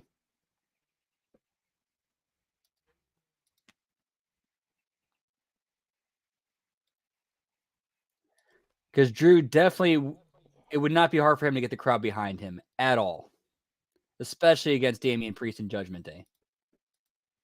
Hmm. I think I think the fans would be kind of happy about Damian Priest being champion in a way, but I don't know. The thing is, the only thing why I feel bad for Drew particularly is because if you remember, like during the COVID era, he won the WWE Championship I think twice during that time. I want to address something WG just said. Exactly Yeah.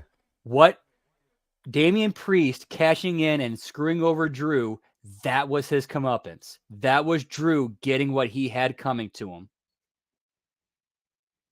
Do you guys think Yeah. Punk wasn't even injured by any chance? And he worked this all? I don't think they would have risked a. I don't think they would have wasted a chance to do something else with him if he wasn't hurt. But Because I mean, clearly after tonight, it seems like he's healed, right? I'm assuming. If why? that's the case, Just because you well, the ripped way off the brace? What are you, a Mark? hey, wow. But no, but seriously, look, you're probably right. Maybe I'm looking too far into it. Maybe he's still hurt, but to me, if you do that, you're pretty much saying I'm ready and I'm back pretty much. But again, maybe I'm reading too much into it, but we'll see. But is Priest going to be a long-term champion? I don't see that either. And I could see Drew getting another match possibly tomorrow on Raw. And don't be surprised if Drew wins. I'm just saying I doubt that will happen, but don't be surprised if it does. And you know what's funny? I've never done a prediction show, and I said to my significant other that what's the bet that Priest is gonna cash in, but I didn't even believe myself, and he did. I was like, damn, he did it. I wish people heard me say it, but unfortunately, no one knows. I just think that the creative team that they currently have was saddled with him being the Money in the Bank winner, and that probably wasn't something that they wanted to do in the first place. That's left Right. over from McMahon stuff. So That's now true. they have to sit around and figure out what to do just to get this belt off him. I know they didn't want to make him the champion, but what else were they going to do? Nothing else would have made sense. Right. They're not going to have him interfere in the Cody bloodline thing, even though that would almost make more sense because whoever would have come out of that the winner was probably going to be the most vulnerable, right? For sure.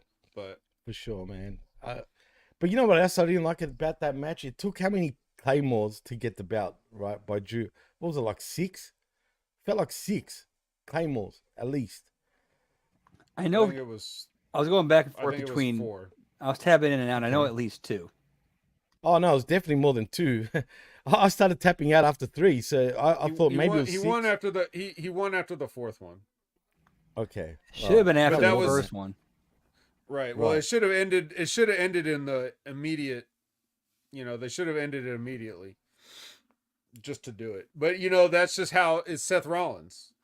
Like whether that's Seth saying that he wants to do that, or whether that's a producer laying that out for him, or whether it's somebody else that wants to do that. It's because God forbid Seth Rollins actually put somebody over without like trying to look like a fucking invincible, Superman. Goldberg 98. Chris Sabin has nothing on Seth Rollins. Yeah. Chris Sabin. Oh, shit. Hang on, I'm just, what the hell? Oh, we got the Logan Paul match coming up next, right? Is that what's coming up with Kevin Owens and Randy Orton? Looks like it. And of course, we're all expecting this is where Orton's going to stab Kevin Owens in the back because that's when everything's on the line. You think so? So you guys think Logan Paul will retain? I could definitely see a scenario where Orton decides to finally, stick it on Owens and it backfires on him, or it could be Orton who wins it because he screws Owens. Yeah, I feel like Owens is, in his eyes, probably feels like he's been screwed all year. Or they could do the thing where, again, have Orton show character development and kind of not really give it to Owens, but like Owens goes over and he puts Owens over for it. Well, Like Orton Owens definitely pins- doesn't need the championship. Like Owens pins Paul and Orton then puts him over after the match. Yeah, I can see that. I don't think Orton will even become United States champion because No, he doesn't need it. Right. So it's definitely either Owens or Logan, but I think Logan will retain because even Owens probably doesn't, at this point of his career, want another US championship run. You know what I mean? Like in my opinion, the story of this should have been this is the one belt Orton's never held, and he wants to add that to his resume before he retires. He's never held it. You know what? You're right. I don't recall him ever being United States champion. So that's interesting. I remember that was kind of the story going into when they put the Intercontinental title on Ric Flair, where he said, or like after he won it, he said, "I've had 16 world titles, and this one's just as sweet as all of them." Yeah, I remember that. That's pretty cool. Maybe he will get a run. Now that you said that, I never thought about it. So that's a big possibility, definitely. That would not be bad to do cross promotion like that, Gam. Sorry, Vet. What'd you say? I thought they said Orton was the U.S. champion once. Okay, I didn't hear that, so I'm not sure. All right, let me go hop on the magic of Wikipedia right quick. I do recall now that I think about it. I think he did become US champ maybe once, but was it during the Evolution days though? Vet, you think? Yeah, he did win the Uh, United States title one time. Okay, there we go. I don't know. No one thinks about that title. No one cares anymore. That's true too. Yeah, he held it for less than a month. He beat Bobby Roode and lost it. Yeah, and then dropped it. Bobby Roode. Yep. Wow, I don't even remember that. Yeah. Well, a lot of stuff sucked around that time. Yeah, he That's beat true. Bobby Roode for it at Fastlane 2018 and then drops to Jinder Mahal on WrestleMania 34. Wow, I didn't even remember that, and I watched it. Complete What the blank hell? spot. Yeah, it's weird. Jeez. Hang on, it should be sweet. There we go.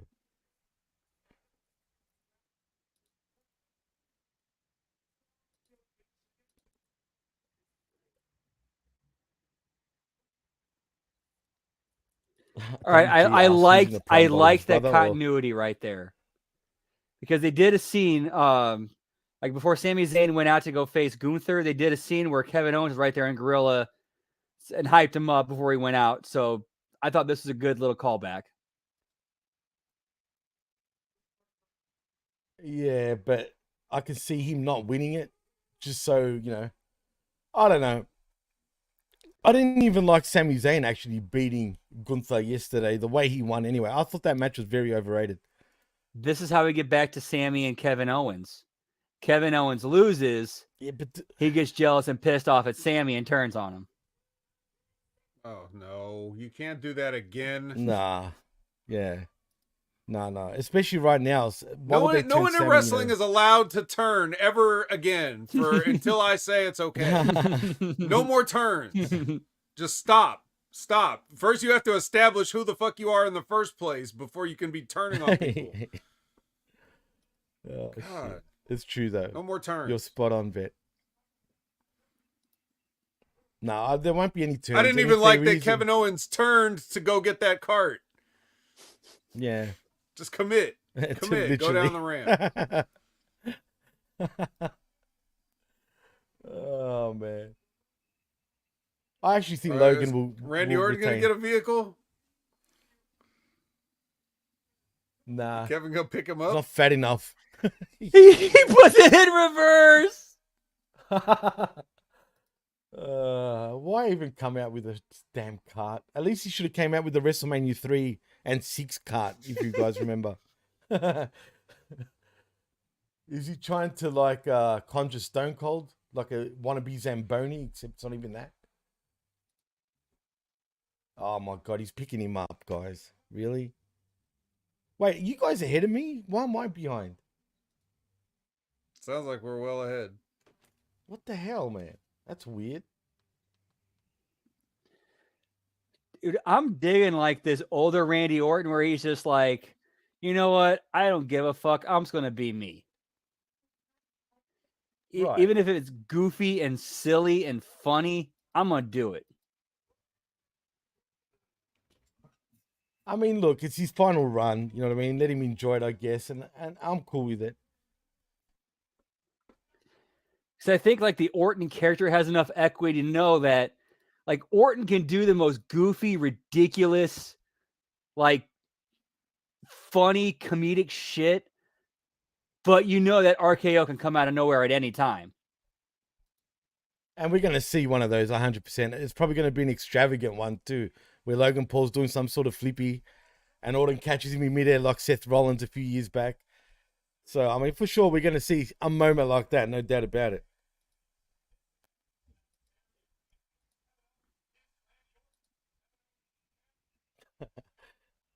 I like WG's comment. He says, I would pop if he ran over Randy. That would be funny.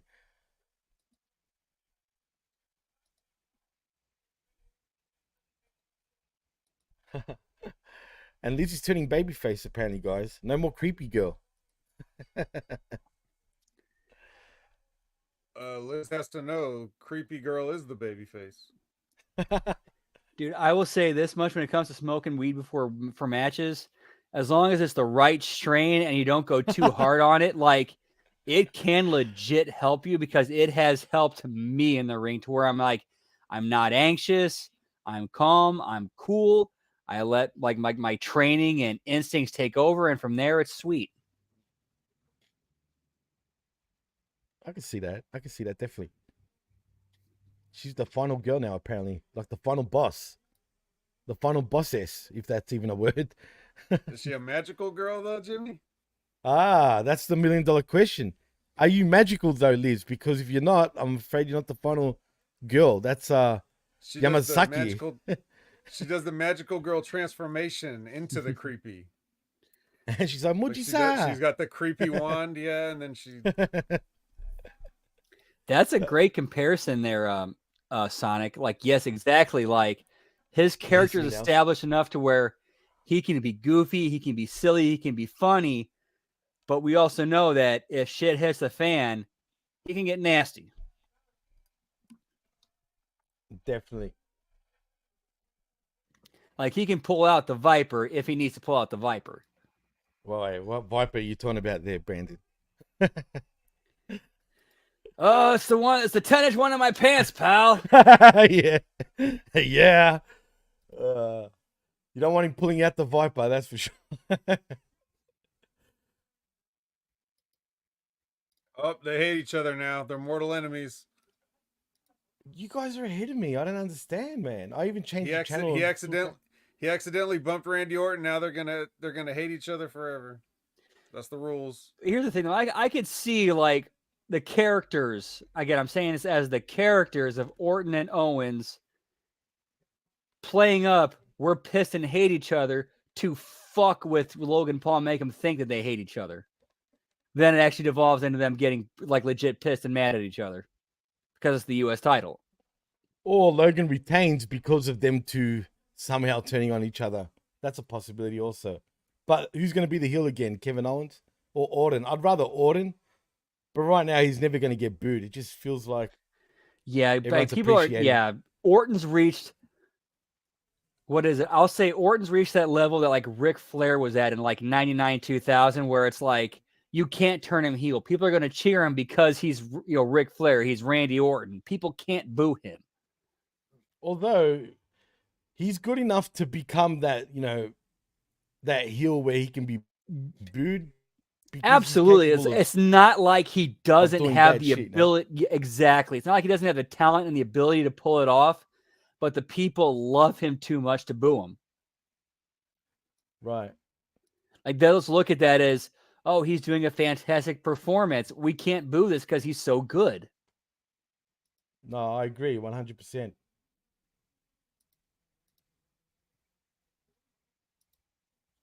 Oh, come on. Were you guys up to the part where he almost RKO'd him or attempted to? Or you guys passed way past that? I'm watching Orton and Owens throwing forearms and shots at each other. Okay. Yeah. That's weird, man. Because I changed channel. Because it's on 2 channels on my cable provider. On the WB network. Because we've got the WB network on my... Oh, see, I'm way behind. That's bullshit. We got our cocks out, Jimmy, so that's why. No pants, pal. Why are you wearing No pants, pants? I'm wearing shorts, actually, just quietly. But I don't care. Take them off, pal.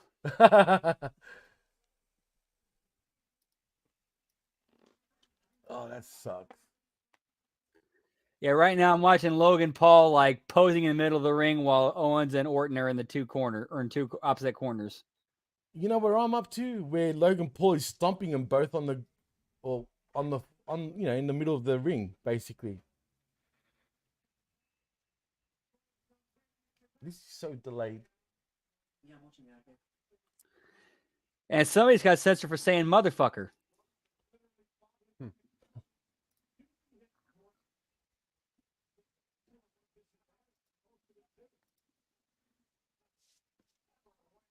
They were a little late on The Rock last night too, when he said whatever he said. Oh yeah, they didn't. Did you end up watching all of it? Actually, Vet? know. I just watched that one match. What'd you think of that match? Actually, did you enjoy it Fucking or? terrible, ridiculous. It's real nice to be over. You know, Oh, that's all I'll say absolutely. about it. If four nobodies had that match in a high school gym, people would have walked out. But tell me, The Rock and Roman didn't look like $1 million compared to Cody and Seth, though. Yeah, Cody and Seth look Night and extra day. small. Like Yeah, it looked bad in my opinion. Seth looked flat, Right. and the way his tights were, it made him look like he had a fat stomach, even though he didn't. It's just the way like his belt like scooped down in the front. It's like his weird long torso, and Cody was small. Yeah, it didn't look good aesthetically on television. I just felt like it just made The Rock and Roman look so much bigger and just it was night and day, like Brandon said. Like it was just ridiculous, and I felt bad for the other two because really I wouldn't want to expose the size of Cody and Seth compared to The Rock and Roman. Right. And Rock wants to be a professional and be like, okay, I know I got to get these guys over, but like, shit, like, look at the mountain I got to climb to get these guys over me. Yeah, but that's because he's so cool, man. You know, hate him or love him, the guy just oozes. And I hate to say, because shout outs to Scott Hall, but oozes machismo, man. He's just so cool for school compared Rock, to Seth and Cody, everybody else. literally, including Roman.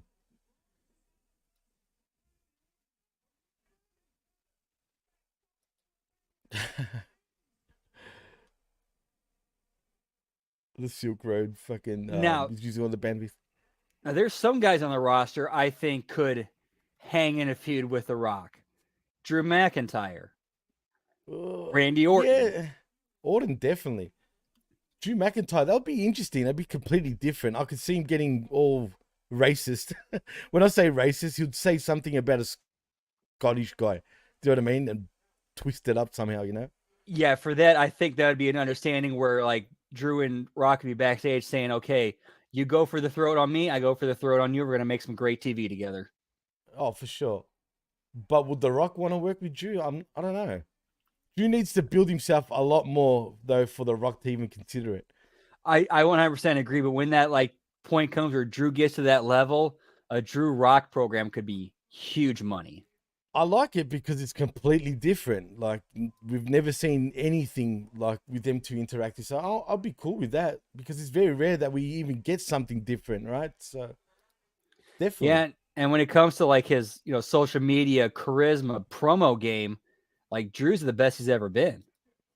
Oh, I'm loving him right now, dude, for sure. He's killing it right now. But I just wonder what they do with him now after the.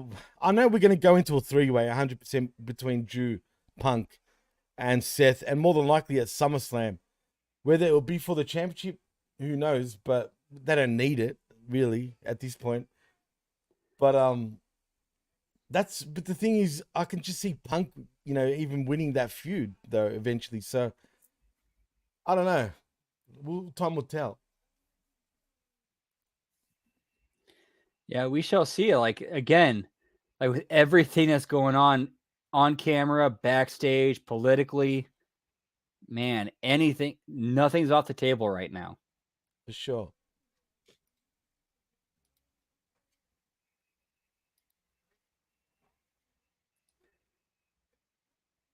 That looks so set up, that spot just then, the way they executed it. But anyway. Oh, sorry, I'm behind. So you guys are probably way ahead of me. But I'm talking about where Kevin Owens did the what do you call it? The code breaker on Orton. But the reverse code breaker from the front. Tower of Doom. Oh shit, are they not going for that?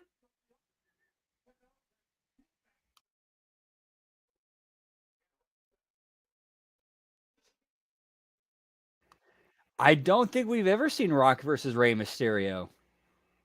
Oh, if it's a heel Rock, that would be one of the funniest things ever. I think That if could them be two went at it. that could be great TV. Absolutely. Because both guys would know exactly what's going on, know their spots, and play them perfectly. Only because I'm thinking of, do you remember him and Eddie Guerrero, where he's like, Arriba, Arriba, Eddie Guerrero? I could picture him doing something along those lines and it'd be pretty funny. Oh, Yeah, Ray and Rock would be great. but I Ain't wouldn't the want it to reverse be code long breaker term. just the backstabber? Oh, sorry, yeah, whatever, the backstabber, the front backstabber. Yeah, and Carlito was doing it before Chris Jericho did. That's true. That's right.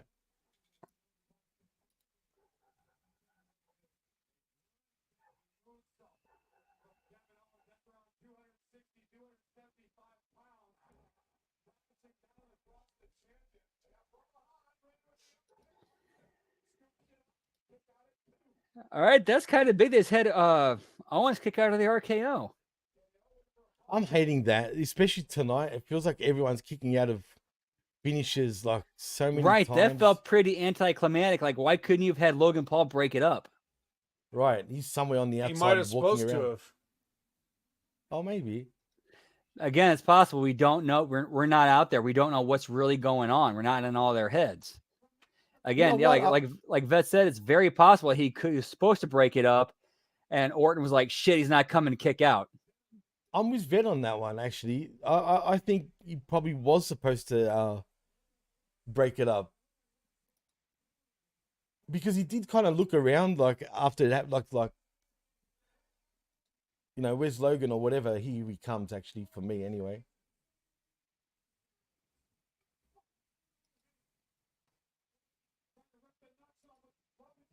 Yeah, All right. he will get involved. Oh, And honestly, it should be Jake Paul set up a Logan and Jake Paul tag match with, you know what? Fuck it. I'm hearing Owens and Orton. Why not? I'm hearing that it is his But- brother. Not Orton and Tyson? Nah, Tyson special Not guest Orton ref. Tyson.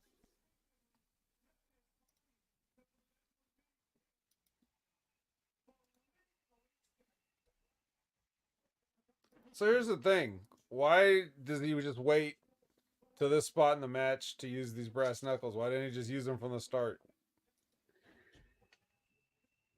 Who That's a knows, good man? question. He should have worn two. He should have worn a pair of knucks on each hand. True. He should have had steel toe boots. I knew you were going to say that. I was waiting And for it. I brought was going to say it And too. brought a gun to the ring. A shot. Or heard about those old Yeah. school brass knucks that we saw in WCW that it don't look like brass knucks, but we'll call them brass knucks because it's WCW. The tape, this sort of the tape. Yeah, like the yeah. white ones that look like a piece of Right, plastic. yeah. I remember that. Yeah, they were kind of plastic. It looked like a plastic sort of I don't want to say rings, but because it was a one piece type of thing. But yeah, I know exactly what you're talking about. That was stupid, man. That Even was back so- then, I was like, what the hell? Like, Dude, I watched this show on YouTube from the Wrestling Bio channel called Reliving the War. Every time they get brought out, he says he gets out those brass knuckles that don't look like brass knucks, but we call them brass knucks anyway. oh, did they say that? That's funny. Those brass knucks don't even look really either, man, to be fair. Look at them. Dude, I like how Orton kind of has a finisher hierarchy where it's like, okay, RKO is his normal finisher, but then he pulls at the punt where it's like, okay, now I really got to fuck you up. Yeah. Are you guys up to the punt part, by the way?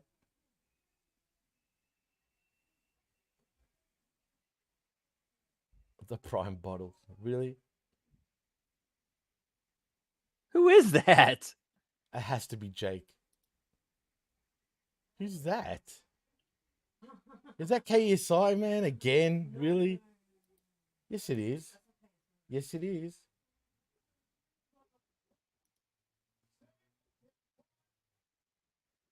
Okay, I think the Fucking dude's like name. that I think it says his name is ISO Speed. guy. Oh, really? Yeah, the original Randy Orton would not have done that. Like old Randy Orton would have used the brass knucks himself. Yeah, I know, bad. Did they miss all those F-bombs, dude, just then? Or was I hearing things?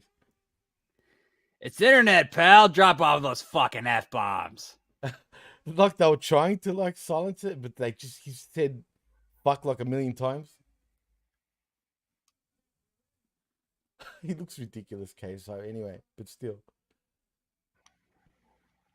See, this ruins it for me only because it makes it into like a joke of a match now with KSO. But anyway, whatever.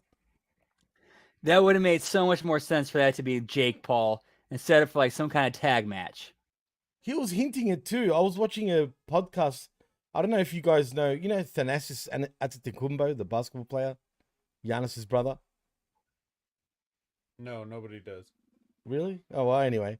He's got a podcast called the Thanalysis Podcast, and Jake was on it. And, yeah, he was kind of hinting like he was going to be a Mania, but I guess not. Or maybe he will still appear, but that was a bad attempt at a frog splash, but anyway.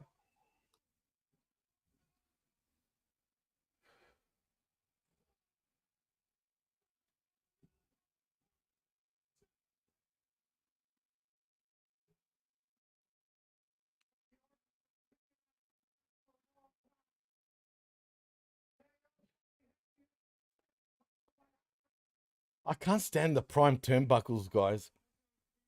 It just looks stupid, man. Like for WWE. But anyway, that's just me. Not that it matters. Try not to look directly at it, Jimmy. I can't help it, bro. It's right there. Like it's always, I don't know. It's TKO Just now, concentrate bro. on the big ugly logo in the center. Oh, speaking of TKO, and I forgot to mention this yesterday or this morning on the wreckage. Did you guys hear Endeavor got sort of sold? It's very low key though, but basically Endeavor is going private as well, but not TKO. Yep, it was Endeavor. Yeah, Endeavor was sold to Silver Lake, but Right, TKO itself is still a public company.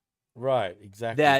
That Endeavor owns the majority stake in, and Endeavor is now owned by Silver Lake. So it's like a weird, like tiered system. Yeah, it's weird. I knew Silver Lake was gonna win. Silver Lake already owned the majority of Endeavor in the first place. They just finished buying them out. They had 20% initially before the buyout, but yeah. I found that out when I was like doing some research like last year. What? Yeah, like they talk about follow the money, who's in charge of that. Okay, quick Wikipedia search. All right, key people: Ken Howe, chairman; Mike Bingle, vice chairman; Egon Durbin, co-CEO; Greg Mondre, co-CEO; Joe Osnos, managing partner; AUM, $101 billion. All right, there we go. Follow the money. There you go. What's up, Hooper? I just find it interesting that it was very low key. Hoop. What's up, Hoops? There's always a bigger fish. To quote Qui-Gon Jinn Right, exactly. from The Phantom Menace.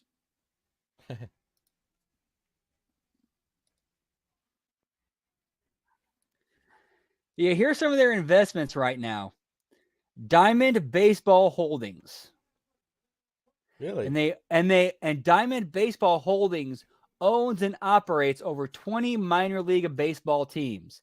They own Software AG, Integrity, A-League, Group 42, Klarna, Geo, Expedia Group, Airbnb. They have a stake in Twitter, Waymo, First Advantage, City Football Group, Verily, ServiceMax. In 2018, they put $600 million into AMC, GoodRx, Ant Group, Credit Karma, Blackhawk Network, WP Engine, Cornerstone On Demand, Unity Technologies, SoFi, Ancestry. Yeah, that's a big one. Ancestry, Symantec, SolarWinds, EMC, Motorola Solutions, Dell, Global Blue. They've been involved in Endeavor since 2012. Wow. Alibaba, GoDaddy, Skype, Avaya, All Sabre. them too. Not that Sabre from The Office, unfortunately.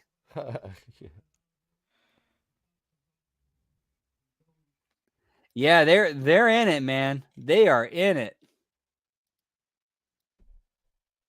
I find it interesting. Why do you think they kept it really low key? You would have thought that would have been a huge announcement, but it just seems like I don't want to say they're trying to like hide it, but nobody kept anything low key. The only thing is, if these fucking if these wrestling mark podcasters and quote unquote journalists don't care, they're more interested in Hey, look! whatever. Here's this shiny shiny kayfabe on screen toy. Look at this! Look at this! Pay attention to that. They don't care about the actual business. They're marks. and I was meant to bring that up. That was one of the things that was mentally in my mind to talk about this morning, Vet. But then I totally forgot about it. So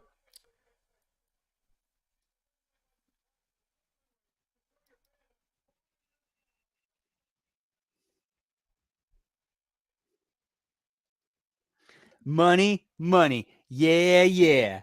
Money, money, yeah, yeah. Rest in Grab your peace, Shad 40s and check your Gaspard. rollies.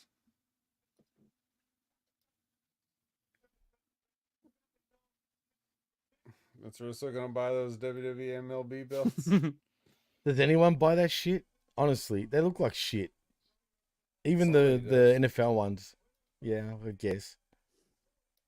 I'd sell out to Silver Lake. I'd dare Silver Lake to buy me.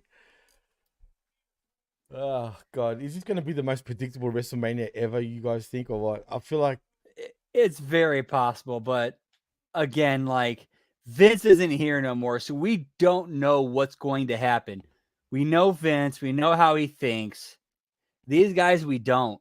So that's kind of what, in a weird ass way, it's the backstage stuff that kind of sells you on what might happen because Vince is gone and we don't know what's going to happen. right, but it still seems very, I don't know. It just feels like it's still pretty predictable so far. The only thing that I didn't get right so far between both nights is actually A-Town Down Under winning the SmackDown tag bouts. That kind of surprised me. Yeah, I was kind of shocked they split them. I thought they were going to keep them together. But Right. then again, that's what I they thought cut. too. But then again, like leading up to it, they made an effort to kind of like sell the idea of, hey, these might not be together after WrestleMania. They did it so low key, like pretend that shit never happened. You know what I mean? Now it's like Right, separated again. Right, that was more of a social media thing rather than something they Right. did on camera. Right, exactly.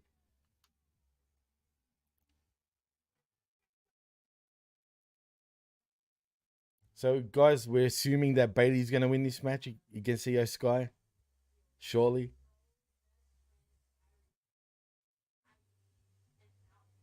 Uh, Well, I mean, where do they both go from there if Bailey doesn't win? Right.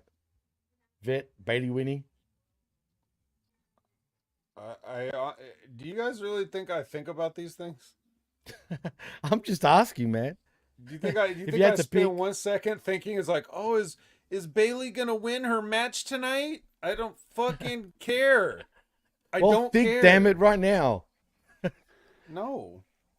Right, Sonic brought up a great point where, like, they follow the Vince McMahon model to a T. While They do.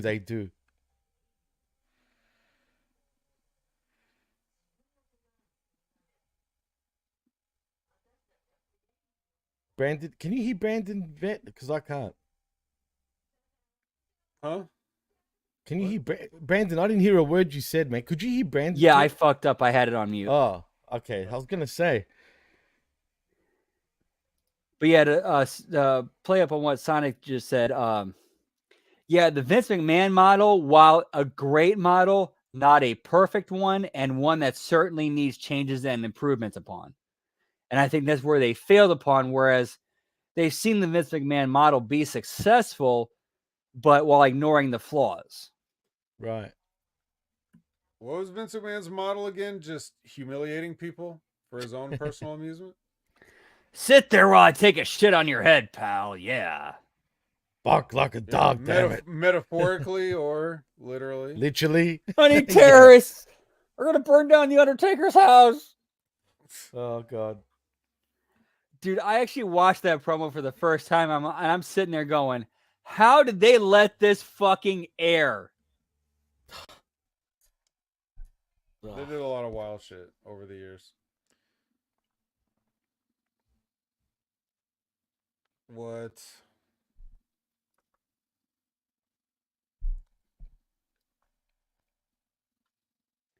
Yeah, that's the thing. Bailey seems like an absolute sweetheart in real life. And that's why I thought her original face gimmick would have worked if they would have went more into it. Guys, is it just me? Is Bailey trying to go for the Cleopatra look? Is that what's going on here? Yeah, yeah, definitely some Egyptian empress vibes going here. I mean, the pyramid in the pyramids in the background certainly, contributes to that. Yeah. She's from the great deserts of the Bay Area. Yeah, certainly not as wild as Yeah. Nickelodeon producers. Wow. Straight out of San Jose, right, Ben? I mean, bruh, I watched Nickelodeon in the early and mid '90s, and that shit fucked me up, man. Especially, I think one of those guys was actually like a regular on would occasionally appear on all of that, and it's like, what the as an on-screen character, I'm like now what the fuck?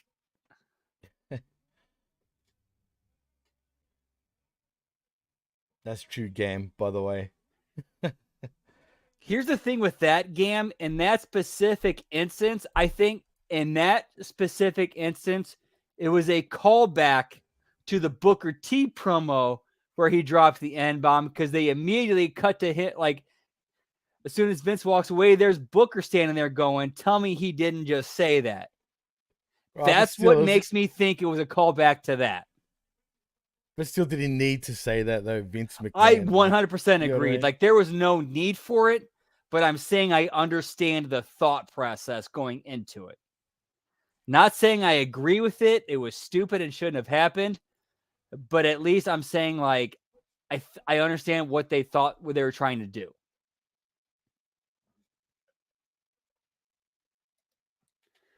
Oh, dude, I am an early mid-90s Nickelodeon kid. All that. Wild and Crazy Kids. Wienerville. The original Nicktoons. Rugrats. Doug. Rocco. Ren and Stimpy. Dare. Double Dare. Family Double Dare. Mark Summers. I was there for all that. Jeez, Double Dare. That's old school, dude. Jesus. Legends of the Hidden Temple. Keenan and Kel, Legends of the Hidden Temple. I remember, dude, this was my Saturday afternoon block. Wild and Crazy Kids, Wienerville, Legends of the Hidden Temple. Wienerville. And then on Sunday, we added in UTU and Welcome Freshmen, My Brother and Me. Yeah, I was never a big Nickelodeon kid myself, but my sister was. But she's 12 years younger than me, so she was even into all that shit. I mean, I didn't mind Ren and Stimpy and shit. Angry Beavers, D said just now, but I don't know, man. It's not Nickelodeon was never my thing growing up. Yes, WG, Pete and Pete. That show was fantastic. I remember when Pete and Pete first debuted for Nickelodeon in '94, and they did a whole I think it was a 12-hour block of nothing but Pete and Pete episodes called Pete Stock. Oh God, Jimmy, you know what EO reminds me of when she does this stupid shit? oh, no, Isn't this just her? Is she the female version of Izuka from Suzuki Gun? Yeah, that dude's pretty fucking creepy too. Why'd you say that for, vet, man? Now I can't get that. That's a good, yeah. Oh, man. The She's got to the only relax. the only thing that I know, like, really, like, kind of makes me feel like any kind of thing for Io Sky or Io Shirai, as I should, or as she was used to be known, was like 12 years ago. I used to do car rides where, like, with a guy I have a guy named the Human Wrecking Ball, Pete Madden, would always put her over, and like, and he was a guy I had the utmost respect for. So it was like, okay, if he says she's good, then she's good.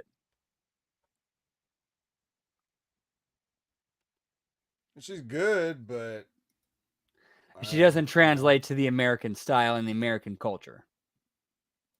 Well, she doesn't really do that much here. Like, just That's a good doesn't. question, Buckshot. I think this 5. I want to say.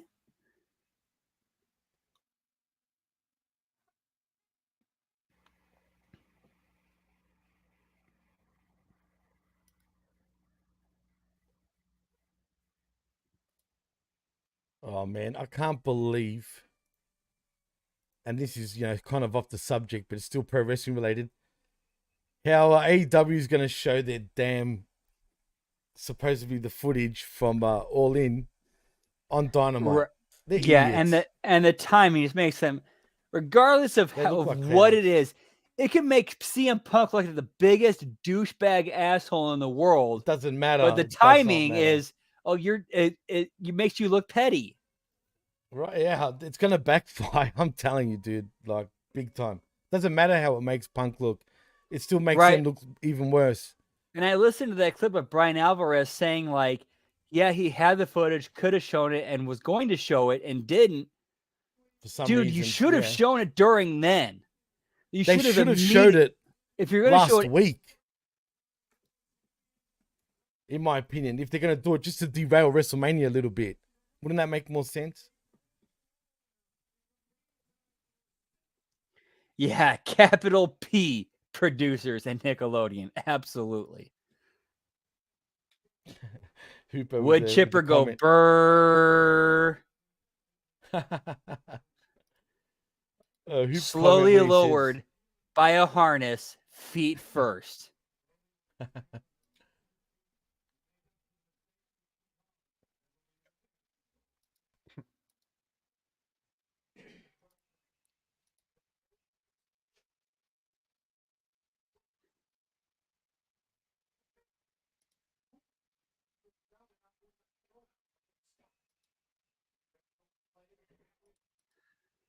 The name's Petty.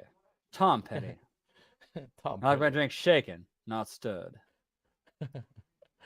That's funny though. You're being petty, Tom Petty. You know what I mean?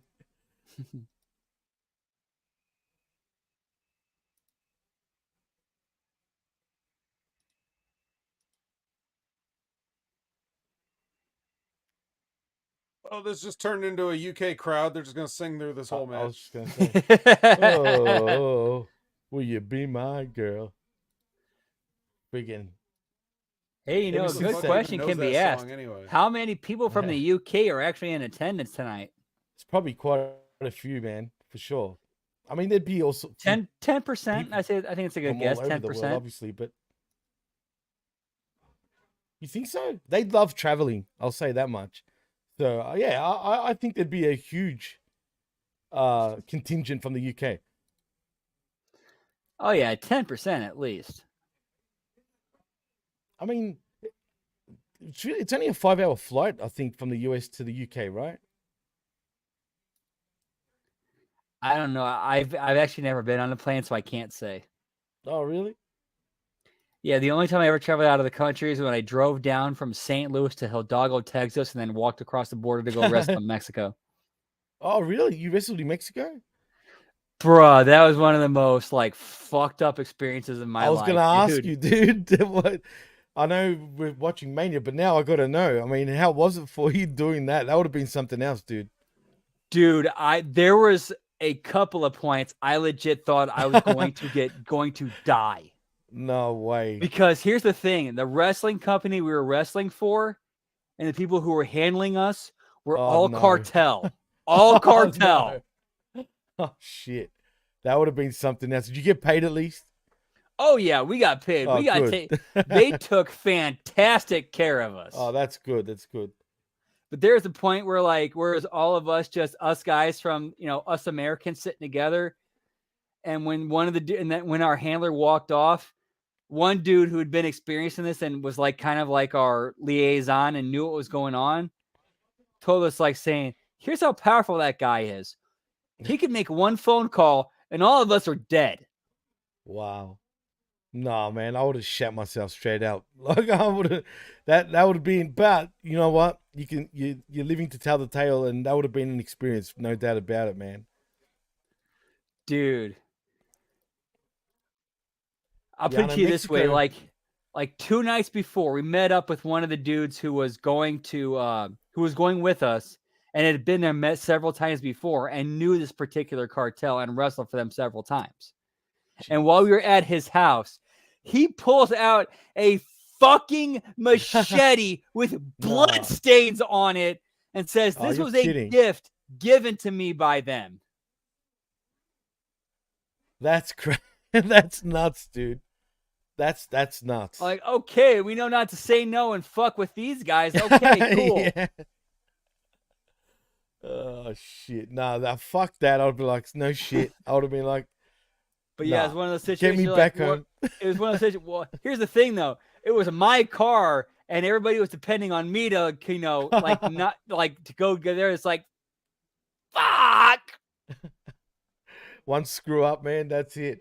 No, that would have been something else. As long as they took care of you guys. I mean, look, at the end of the day, I'm sure they, if you want to say in inverted commas, nice guys, right? Dude, yeah, and get this: as we're driving down to Hidalgo, Texas, the guy who set everything up is telling us, "Okay, I just want you guys to know, this company and everything being provided for us is being provided and paid for by a cartel, and one of their things is anything they offer you, you cannot say no to, because they take it as a sign of disrespect and they will fucking kill you." Which Damn, also bro. included whatever drugs they offered, as What? well as whatever hookers they paid for. You couldn't even say no to that. So even if they offered you, Bruh, I'll say this. When I went to Mexico that weekend, I was a virgin. I was not when I left. that's a call of the night right there. There you go. Hey, can I ask you guys a question? What the hell are dude wipes? Is that what I think it is? Yeah, they're like these little they're just like wet wipes What, for your balls? or No, whatever. I have not Okay. been back to since that time. Apparently not. Sorry to disappoint you, D. Dude, have you guys ever heard the Hernandez interview with Vince Russo? As in Hernandez, Big Mex. Sean You're talking about? Hernandez. Right, Sean LAX Hernandez. Sean Hernandez, yes. Right. No, I don't think I've seen that one. That would have been a few years back, right? Man, there was he was talking about when he visited the border town in the red light district, near, and I'm sitting there going, "Holy fucking shit, this is everything I saw." What city was it? Were you in? Were you in Mexico City or No, Jalisco? Or... I visited Reynosa, Mexico, which is a border Oh, town across from Hidalgo, Texas. okay, and that's cartel territory, like purely. Yes, but luckily though, thankfully, it's one of those cartels where it's like, we actually want to do things the right way, but the laws and the way that the legality is forcing us to do things the wrong way.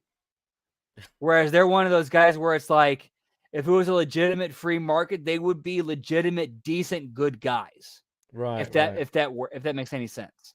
No, I get you. Look, at the end of the day, it is their environment, right? So you got to do what you got to do, but still. No Buckshot Kid, but I was shown where they do the donkey shows. What? Oh, wait, which donkey show are you referring to? Where they love screwing donkeys, right? Do you guys know that? Yes. Kinky That's a Kelly and the Latino thing. No sexy offense. stud. No joke. Like I know about went- this. Here's the thing that happened to me like during that trip. What had happened was some of the guys who had traveled with us were tag team champions at a different company, and they left their belts in my car across the border, still in Texas. So while we're sitting at lunch, we're talking with the promoters, and the promoters convince the tag team champions to drop the belts, and then they'll come back later and get and win them back. Here's the thing, though. That night, we have to go back across the border into my car and pick up the belts. Oh, shit. That was a trip. Was there like border patrol along the border? Yes. Oh my! Were they suspect on you guys or Dude, what? I have no fucking clue how I did not get arrested that night. That's what I'm asking. Like, you want to talk about white privilege? White privilege saved me that night. It's not a suspect, right? Like, okay, so I got to rewind this back a bit. So what had happened was some of the higher ups in the cartel were taking groups of us to go to what they called Boys Town or Disneyland, which was the red light district of Reynosa. Disneyland. God damn. So the first group of guys went, and while they were gone, and again, this is why they were gone. We're sitting in our hotel room. The cartel delivers us beer, weed, fucking cane. Like, they deliver this to our hotel room. The hotel, by the way, was owned and operated by the cartel. So they deliver all this to us. Right. Some of the guys do cocaine. I just drink a beer or two and smoke some weed. Right. They weren't suspect that you didn't have a line or anything like that? No, there were some of the guys. There were maybe only 2 or 3 guys in our group who did the cocaine. Okay. So they kind of knew, okay, like, as long as they're drinking and smoking, but not touching the cocaine, okay, we understand that. Like, there's kind of an understanding between us and the cartel when it came to that. Thank God. Yeah, thankfully. So then what was it? So then the first group of guys who went to the red light district, they come back, and the guy who was driving them looks at me and goes, okay, we need to go back across the border and pick up the belts. At this point, I'm high. From the weed and obviously the alcohol. Oh, shit. And I had a beer or two. Right. It's like, oh, shit, how are we going to do this? I'm high and, a little bit, tipsy. I'll just go in the shower for like 10 minutes, let the water run on you, and just relax for a bit. So we go and do that. And this guy, and it's just me and the contact from the cartel. Like, this guy's one of the higher ups in the cartel. It's just me and him in the car. I'm fucking scared out of my damn mind this entire time. Because I know I could be killed at any moment. We get to the border, and he drops me off, and he says, okay, I'll wait here, go across the border, get to your car, and get the belts. I walk across the border. So you walked across the border? I walked across the border. No and before I cross it, and again, this is like at 1 o'clock at night. The drive-through is almost completely closed. They have the Border Patrol guards there with drug-sniffing dogs. Drug-sniffing dogs. And I see people like maybe 3 lanes open, people trying to get across. I'm wandering around wondering, where the fuck do I go? Because the walk across area has been closed off and shut down. Like, there's like chains on the door. No shit. So I'm wandering around, and the Border Patrol agents are looking at me going, what the fuck is this dude doing? And they eventually look at me and go, hey, you go across over here. And I wasn't aware of, apparently they shut down one of the drive-through lanes at night for walk acrosses. Oh, okay. So they pointed me over to that. And I'm like, okay, thank you. And I go across that. I cross the border. I go back. I get the belts. Then I crossed back into Mexico. As I'm walking across the border, the guard who's supposed to be there, like checking everything, he sees me and he walks away and goes into his break or whatever it is that he's doing. So then the armed Mexican police officer who's got an M16 on him approaches me. He said, "Hey, gringo." And he's like, "Hey, let me check the bag. Let me check the bag." I open the bag and he sees the wrestling belts.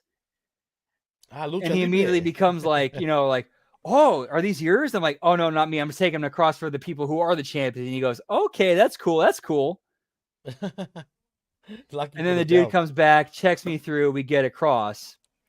I take the belts across. I meet up with the guy meet up with the cartel, contact. I get back in the car with him.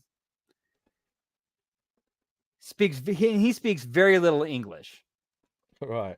And it's just me and him in the car. We're driving, and he looks at me and goes, "You like fuck?" You like fuck? You like Well, e? well, knowing exactly what happened with my friends, and knowing, being what I was told, I knew exactly where we were going and what he was treating me to. Again, what I mean by that is it was not going to be me and him. He was going to be taking me to the red light district and paying for the festivities there. God damn it, man. And of course, remembering what I was told earlier, even though I wanted to say no, I couldn't, because if I did, I was going to get killed. So I said, yeah. See. And of course, I couldn't say I was gay, because I'm sure he would have found a solution to that too. Oh no. So of course with all knowing all that, I said, yeah. He said, "Okay, we go Disney Town." And we enter the red light district and we drive around, and he shows me all the stuff, and he even points out that's where they do donkey shows. And it is what I think it is, right? Yep. And we're driving around, and it's basically like these very small motel rooms, and all these Mexican women are standing out there.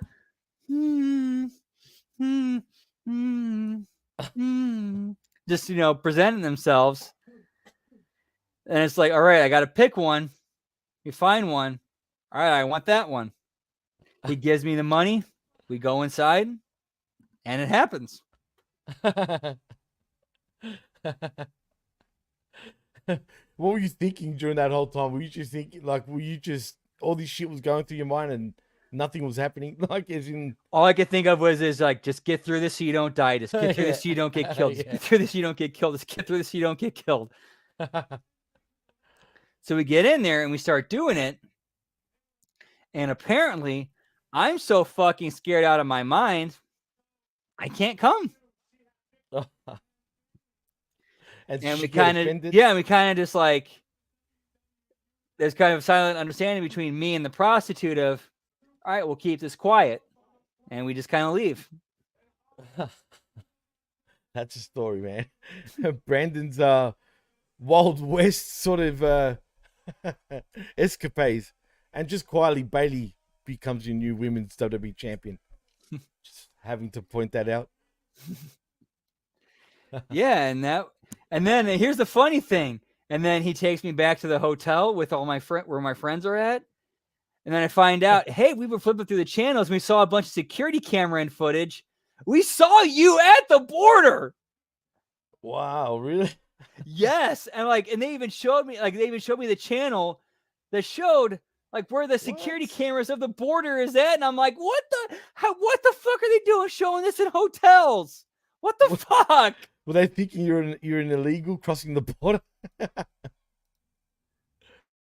No, I'm sure the border patrol agents knew weird. Okay, this is clearly an American on vacation trying to get, I don't know, that's trying to get back across. Like, man, yeah. That was one of those nights where it's like I kind of understood. Okay, if I was any other race than white, I'd be in jail right now. Oh, for sure, 100%, 100%. What the hell is this Seth Rollins commercial, by the way? Oh, it's dates. That was weird. Are they all house shows they're doing? Because that's a whole bunch of them, man. If it is, Bro, we're No, going global. Those are all WrestleManias, Jimmy. Jesus, 25 brand new events. They're doing SmackDown and King and Queen of the Ring in Saudi Arabia this year. I'm so done with Saudi Arabia. No offense to anybody, but still, not that anyone would be offended. But if we do have Saudi listeners, what hey, is up, Dark Side Caster? How you doing? Thank you for joining us.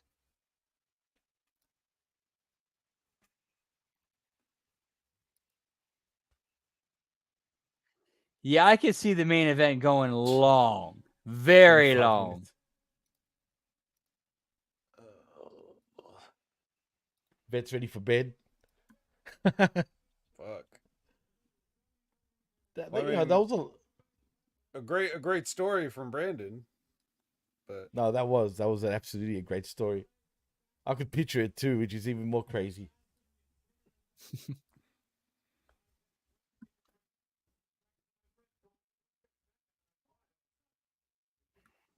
Big Ray Hernandez in the house. Whoop whoop. What up, Ray?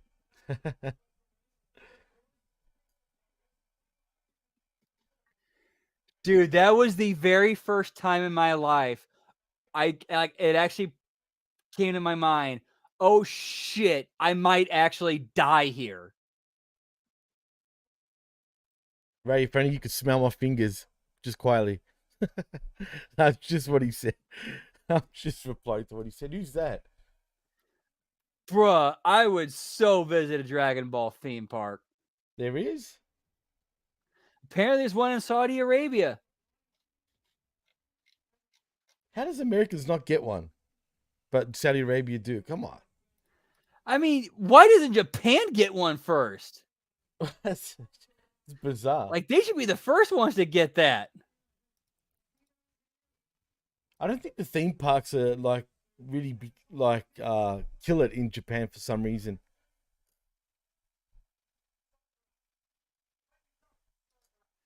Snoop.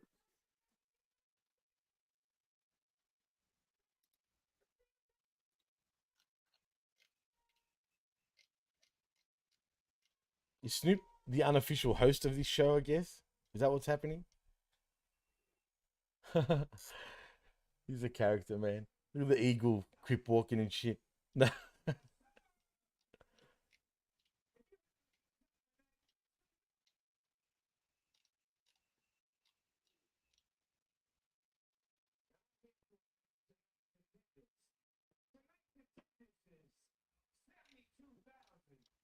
Of course it was. Isn't that the capacity anyway? Mm-hmm. So if they're announcing 72,000, I guess it was about 68, maybe. No. There probably is a sellout, though. Oh, no Is doubt it a sellout. It would have to be, right, for sure. It's WrestleMania.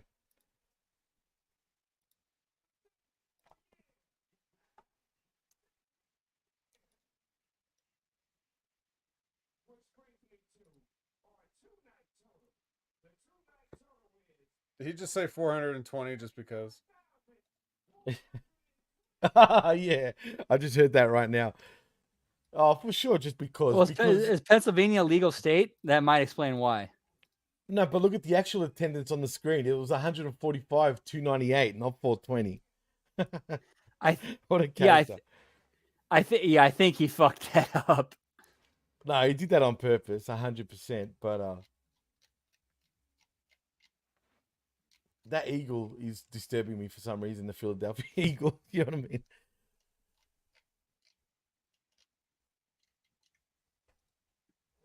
I think I saw Sonny Kiss in there with the cheerleaders. Holy shit, are we going to this match already? Fuck. Wait. Where are we up to? Are we up to the main event now? I think we are. Holy shit. No, yeah, here's the package for it.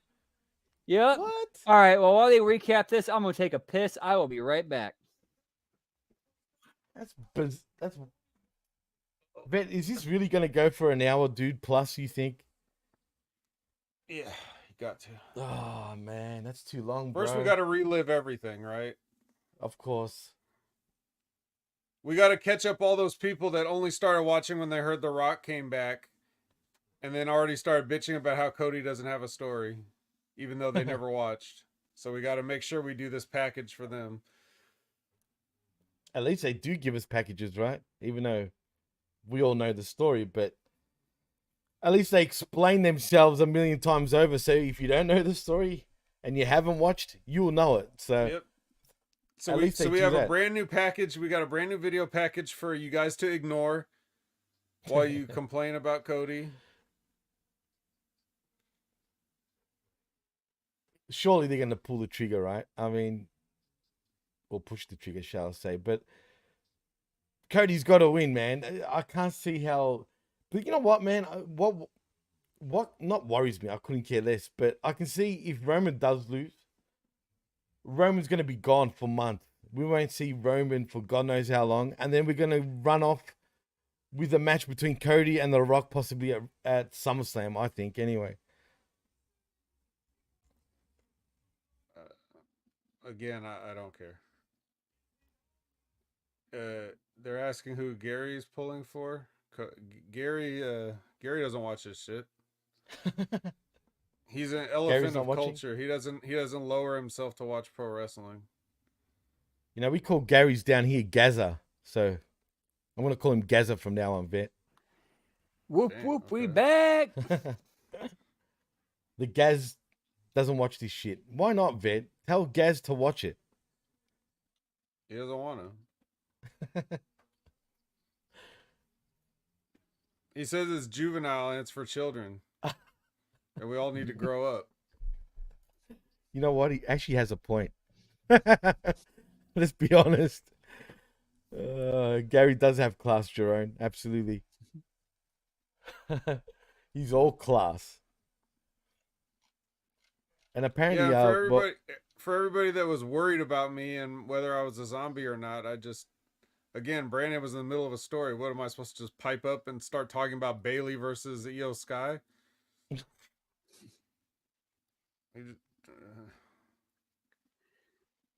That was a great story, though, dude. And the Friday before that, we wrestled in a show in somewhere in Eastern Texas, which ended up with us almost setting that promoter's ring on fire. How did that happen? Because he forgot to pay. Because he didn't pay one of our boys. Shit. Like, it was to a point where we actually, like, literally pulled our cars up in front of the ring truck, and it's like, okay, we're not leaving until you get back from the ATM. No shit. Yep. And did he pay up in the end? I guess he did, obviously. Here, not quite, because apparently the guy he owed the money to was nice enough of a guy to where he didn't want to cause any trouble, took what was given, and we didn't find out till later he didn't get what he was owed. Oh, so he was telling you guys that he got paid and rah, it's all good. But yes, that's how we're driving to the hotel before they were staying in before we crossed the border, that he tells us, oh yeah, he didn't give me everything that I was supposed to get. As soon as he said that, my man was ready to start setting shit ablaze. God damn it. He was like, fuck, man. I was ready to set that fucking ring on fire and give you all your fucking money. What the fuck? That's fucked up. Dude, like, he had like a bottle of lighter fluid in his hand saying, if they don't show up, this motherfucker's going up. Was there a few people in attendance? Nah, it wasn't a bad draw. That would have been even funnier. And funny thing, too, this was the first and only promoter I ever wrestled for who, like, wanted tax information. So that right there told me, so like, okay, this guy's shady. That's sus, bro. Yeah, very sus. I'm like, see you later. You know what I mean? But I guess you got to eat a bit of shit in the independent wrestling scene. I mean, everyone's got stories like that wrestled on the independents for sure. So it is what it is. And the funny thing was, like, here's what made, like, popped me the most about this promotion. That their entranceway had two entranceways, which one that said most hated and most loved. Like, What the fuck? That's fucked. And there's this dude there named Mr. B who could talk about how, like, oh yeah, I'm the one who trained ACH and all that shit. Oh, yeah, right.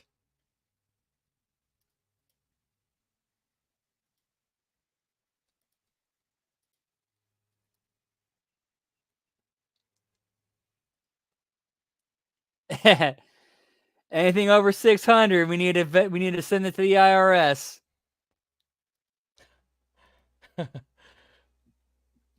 And for the record, fuck the IRS.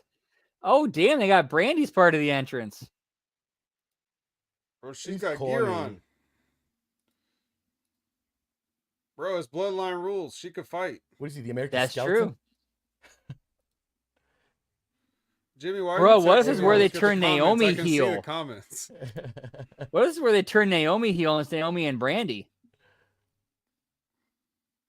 No turns.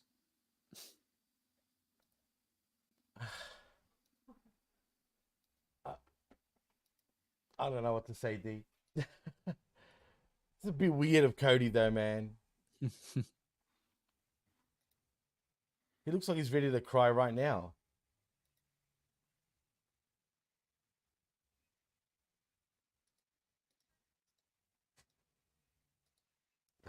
He's freaking singing his own song, guys. WWE surprisingly has more consideration for dogs than AEW does because they're not going to bring a dog out to the stage where they're shooting off pyro and loud noises. All right, he's on the bus.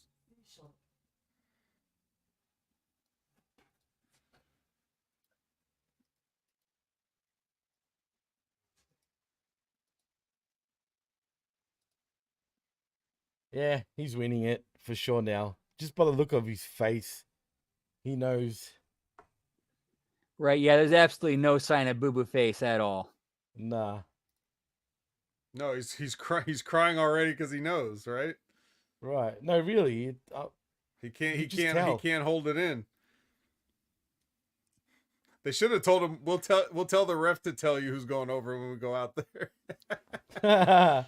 Like you said on Hawaii. Bro, there show. yeah, Sorry, like there bro. was like the first promotion I ever like started training in, when they flipped the light heavyweight belt one time, the person who won it didn't know they were going over, so they went for the cover, and the champion's like, oh yeah, by the way, we're counting 3 right here. And they're like, what?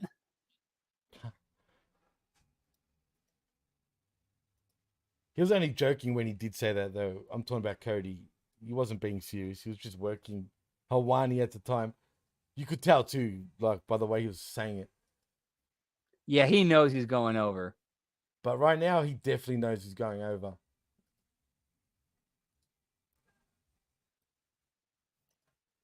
No, he absolutely would not.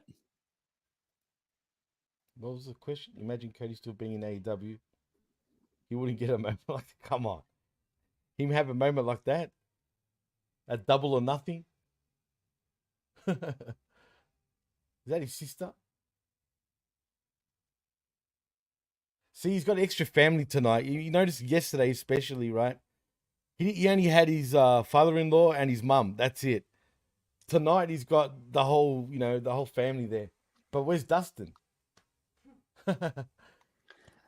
Dude, I'm as much as Dustin should be involved in this storyline, Tony ain't gonna let that happen because he's a petty bastard.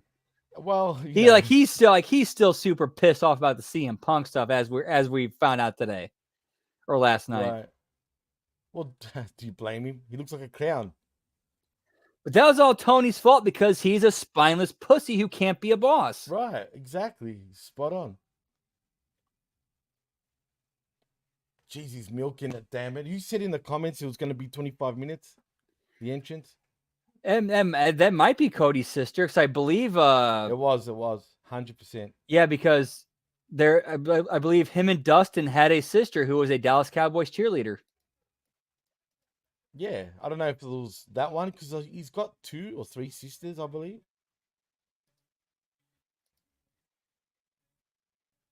But yeah, Dustin absolutely should have been part of this story. Kiss the Prime. Like Well, how, he's telling like his own story now, Brandon. how much? How much more heat could we have and sympathy could we have put on Cody if he's also avenging his brother who gets absolutely destroyed by Rock in the Bloodline? That would be great, but obviously circumstance wouldn't allow that. Plus, he would look weak even if he allowed Dustin. Wouldn't that look bad on him still? People would shit on him anyway if he allowed Dustin and be like, oh, look at him. He's sucking WWE's dick and blah, blah, blah. You know what I mean? Like, I could see that. That at this point, under Vince McMahon, absolutely they would not have let them use one of their people for a story. Under the new regime, and knowing they could draw new fans with that, who knows? I don't think it's worth for WWE to even allow that right now. They look, even Triple H looks down on AEW, to be fair. Yeah, I could definitely see Triple H looking down on AEW simply because of the fact that they're trying to be what DX was back in the day. It's like, fuck, you ain't even close to us. Yeah. What an epic entrance it seems like for Roman. 40 minutes plus. Actually, he's sort of rushing to the ring. Dude, I actually like this point made by Javi Uchiha. Does the NFL lend the UFL players? You know what? That would not be a bad idea for them to do. Like some of their the younger players, or right, like the younger tier players. Okay, send them to the UFL. Kind of like what WWE did with ECW in the late 90s. Sorry to sort of intervene about something, but I've just noticed, is it just me or does Roman look kind of emotional? Okay, thank you for clearing that up, Lisbeth. It's just you, Jimmy. No, I'm telling you, it looked like he was. Yeah, even Dee's shaking your head. I don't know, I'm just man. looking at Paul Heyman like everybody should be.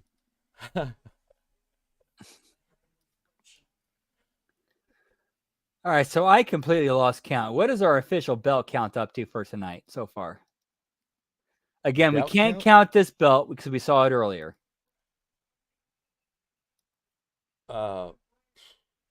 What is the official belt count?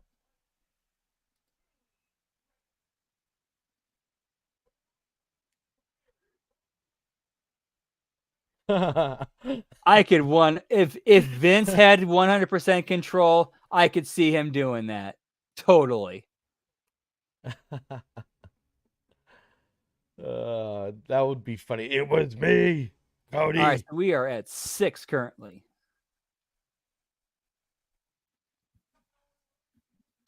It's the Illuminati 6. WrestleMania 6. It's all in the numbers, guys. Jeez, what was that drama too?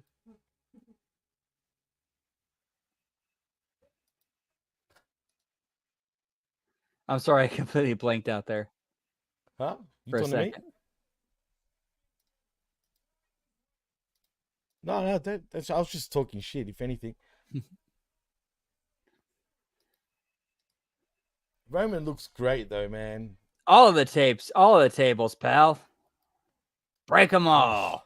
Yeah. English announce table, Spanish announce table, French announce table, Chinese announce table. Break them all, pal. Home Depot tables. I mean the works.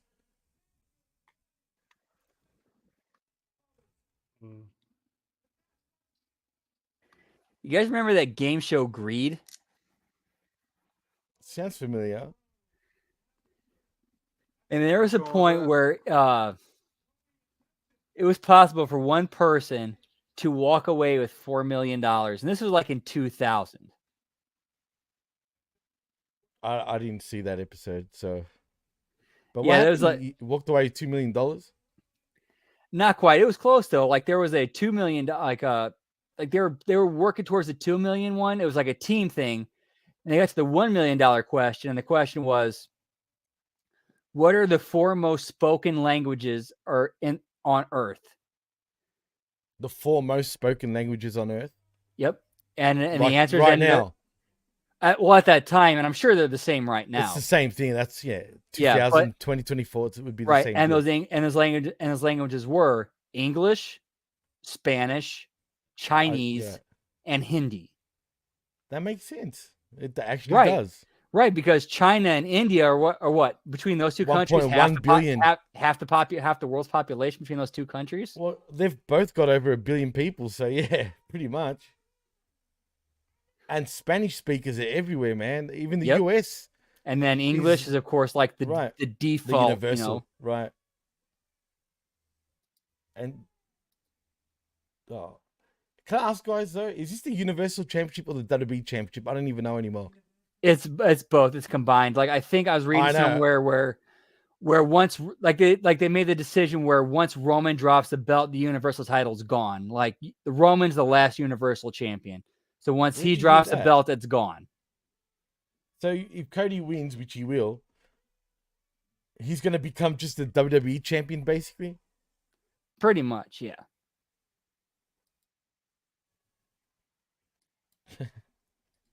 What, like Jacob Fatu?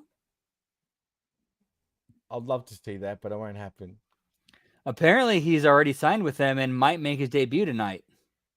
He did sign with Booker T's Reality of Wrestling promotion, so he definitely has a foot in the door. Right, because who's Booker T do announcing for? Exactly. That's what I'm saying. They're definitely taking a look at him. The only thing that worries me about Jacob Fatu, as much as I love him, he's kind of small though, dudes. Like, he's not really tall. He's pretty short. Here would be a swerve. What if Jacob allied himself with Jay instead of the Bloodline? He's better as a heel. He has to be a killer heel, man. In my opinion, anyway. But I can see Jay eventually going back with... I don't know, man. I don't even know where they're going with the Bloodline anyway after this, but we'll see. You know what? Maybe he will debut tonight. I can see them throwing absolutely the kitchen sink at this match, so who knows? Right, and they think Jacob's on their side. He runs in and helps Cody. Yep. Oh boy. Or rather, helps Jay help Cody.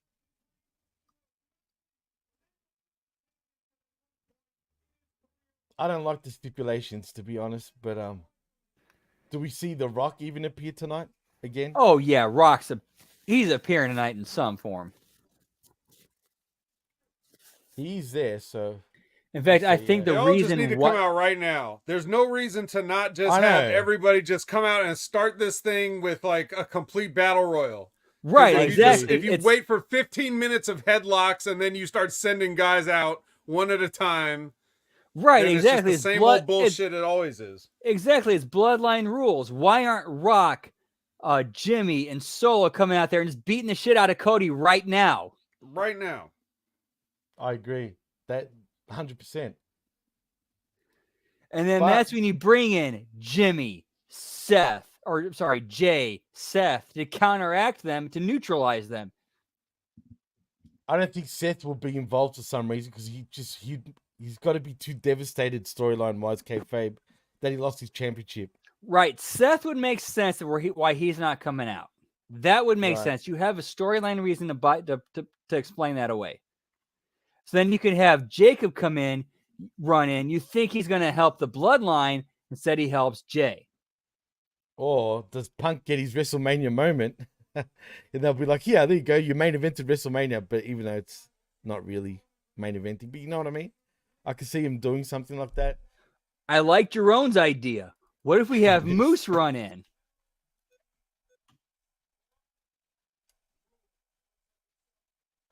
Everyone, is this become a meme, a joke now with Buckshot Kid with what he said?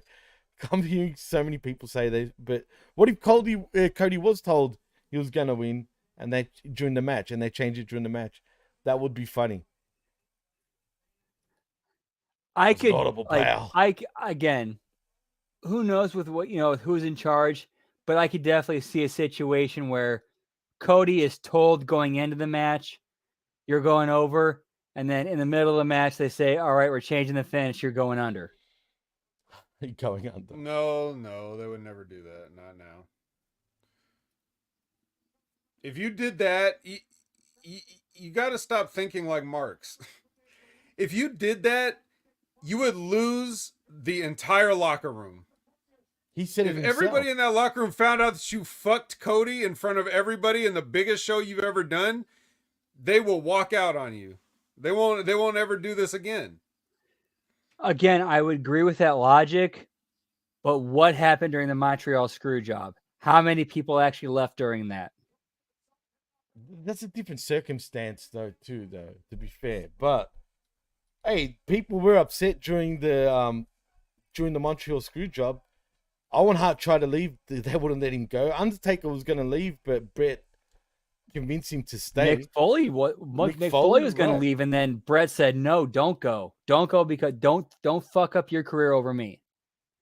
Exactly. Like a lot of guys' careers were saved that night because Bret Hart told them, "No, don't fuck up your career over me."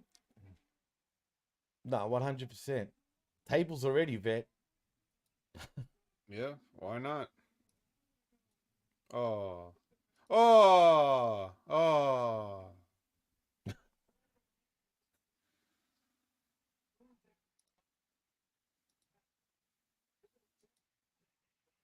What a character. Did he really just slide the table under the ring? Yeah, especially if you see what Cody does as a company guy. Right. And he's done so much for WWE since he's come back, and he's an ambassador. In every and sense. all this other stuff, and that's how you would repay him, is you'd screw him in front of everybody. Well, first of all, at that point, if I'm Cody and they pull that on me, I'm like, okay, Roman, pin me for a shoot then. What's your amateur background, Roman? Right, Cody actually does have an amateur background. It's true. That's very true. Cody absolutely has that to fall back on. No, 100%.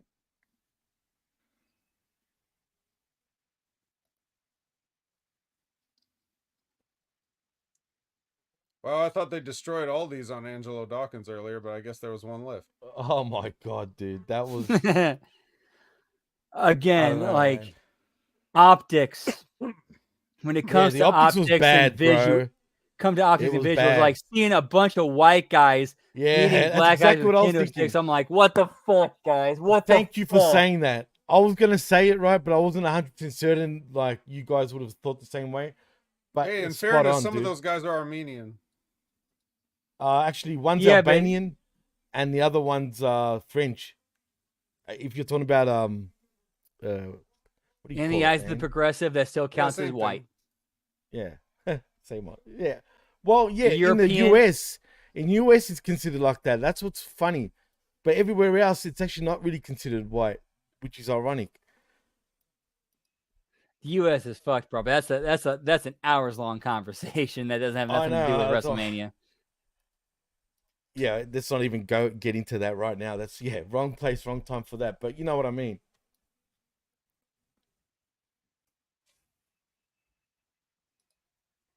Bruh, I would love to see an Uncle Howdy run-in happen, as long as it's in the right place and it makes sense in the story. But how does it make sense for him to run in, really? It wouldn't make sense, right? Why would he? There's a way that, like, if Uncle Howdy made a run-in during this, there is a way they could explain it in a story and make it make sense. Later on, like as the story develops, I don't trust them to do it right now. No. Have you guys checked out Bo Dallas's YouTube channel though? No, about Bray Wyatt. That's the problem, but you guys should. It is pretty amazing. It's all because, excuse me, he's basically doing a story progression about his own brother and Uncle Howdy on his YouTube channel. Go check it out. Pretty good. And again, the kendo sticks hurting. I've never let somebody hit me with a kendo stick because this shit's real when I do it. But I'm sure they do hurt. What The about you, biggest Brandon? You ever get hit with a kendo stick? the biggest spot I was ever involved in ending that involved a kendo stick was when I came off of I got whipped off into the ropes, and then I bounced back with a springboard crossbody, and the guy picked up a kendo stick and swung it at my head as I was coming down. The adrenaline was running, and I didn't really feel it because Ew. at the end of the match there was a spot where he hit me with a fisherman suplex on a sitting folded chair where my knee smashed my nose and broke it. So I wasn't really thinking about the kendo stick shot. Damn. I've been Well, hit much with a like the stick, if that apron and counts. the ring, the skull is the hardest part of the human body. Yep.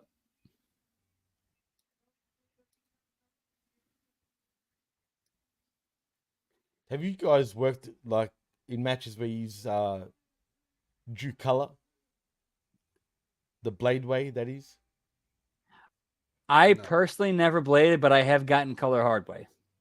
Like I Oh, just did like I've like had the color last story hard I way just too, told. but I was playing Australian rules football back in the day, and I went to catch the ball, and another guy was sort of higher than me. His two front teeth went bang right into my skull, cracked my head open. Man, it was pretty bad actually, but yeah. His teeth that were right out of his mouth from hitting my skull. to what Sonic said. If Vince was still there, I would have 100% agree with you, but Vince is gone to an extent. So who knows? My name is Kane. Like I was saying this morning, I am a Rudy Poop. Yeah, like when they tried to have Braby's sister Abigail, that was the drizzling fucking shits. And this is from someone who actually like qualifies as transgender. That was the shits. Yeah, what were they thinking, dude? Like, why would they do that? Was probably Bray's idea, if anything. It wouldn't surprise me. I could see him like pitching that as a compromise to get them to fuck off and like, okay, give me Right. more control over this. For sure. I mean, Triple H has alluded that that's the problem with Bray. He comes up with so many good things, but doesn't stop. Like, he just keeps, it's like, relax. Let's go with this. We don't have to like make it more elaborate or whatever. Like, he keeps adding to shit apparently. Bray's one of those guys where it's like the creative team should have fucked off and been like, okay, you do your thing, and we're here to just kind of help you like cultivate guide him, and right. punch up your vision.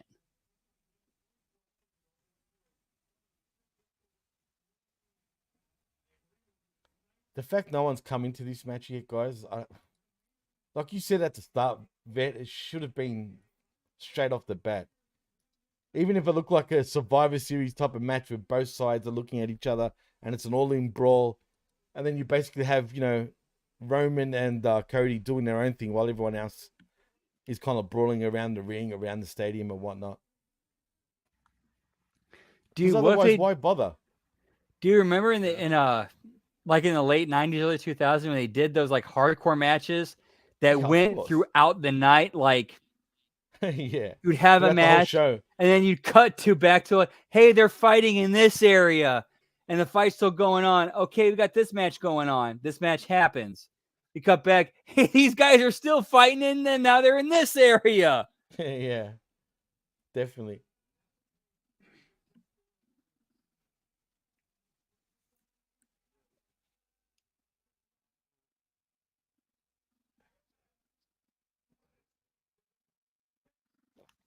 Charles Robinson, Little Nate. Woo! It's crazy that he's still in WWE. I'm surprised they actually,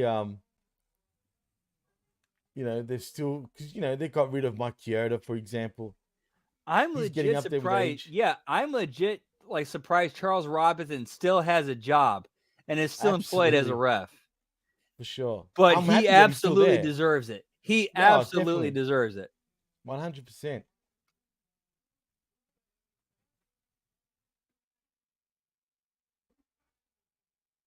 Little Nate. Remember those days in WCW? Like, man, I was watching some of the matches that he had in WCW. That dude could work better than like a lot of the guys on the roster. like when it come to actual like in-ring work, Charles Robinson was actually pretty good. That was the good old days, man. Even though it was probably the worst days of WCW at the time, but still. Right? When you had guys like Charles Robinson who were just like, I'm going to have fun and commit to the bit and be entertaining. That was when it was great. I went to Nitro and Thunder back in 2000, and that was like during the 2000 era, though. Nothing will ever beat 96, 97, to an extent 98 WCW. Right, like you could tell that was heads butting over, okay, here's what we need to do to progress this company further. You could tell it was on its final legs, though. You know what I mean? It's a shame. I'm still sad that it's not here anymore, but they did it to themselves. Dude, you should like go back and listen to some of the stories that Kevin Sullivan have told, like guys like Kevin Sullivan and who else, man? Why am I forgetting his name? It was a WCW guy, obviously. No, it was a website guy who worked with Jeremy Borash. Bob Ryder. Kevin Bob Ryder, Sullivan right. and Bob Ryder's story about how like they felt there was a conspiracy between like an insiders who were friends with each other that worked for WCW and WWF, who basically 100%, dude. I've said this too. Actually, I'll tell you the conspiracy, and you can find out if you look deep into it. Stu Snyder and what's that dude's name? From which end? It was the guy who was in charge of TBS and TNT. What was his name?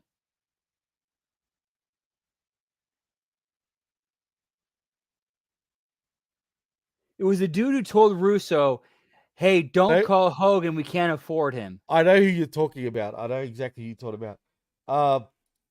He was at TNT even recently at Turner. But he got fired, I think. The guy that was Bischoff's boss. Yes. I know who you're talking about. The name is in my head. I can't get it out. But not Ted Turner. He was just below Turner. He was a lawyer, I think, originally. I know who you're talking about. Fuck. I like his name is I can't think of his name, but I know exactly who this person is. I know exactly who you're talking about.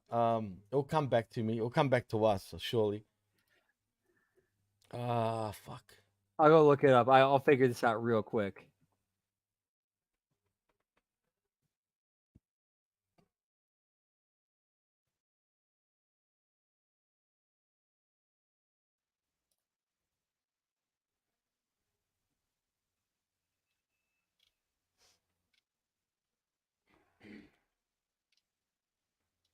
JD McDonough, no, definitely not him.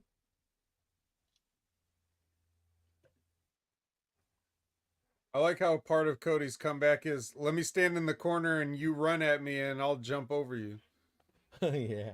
That's my signature move. My signature move is you run at me when I'm standing in the corner.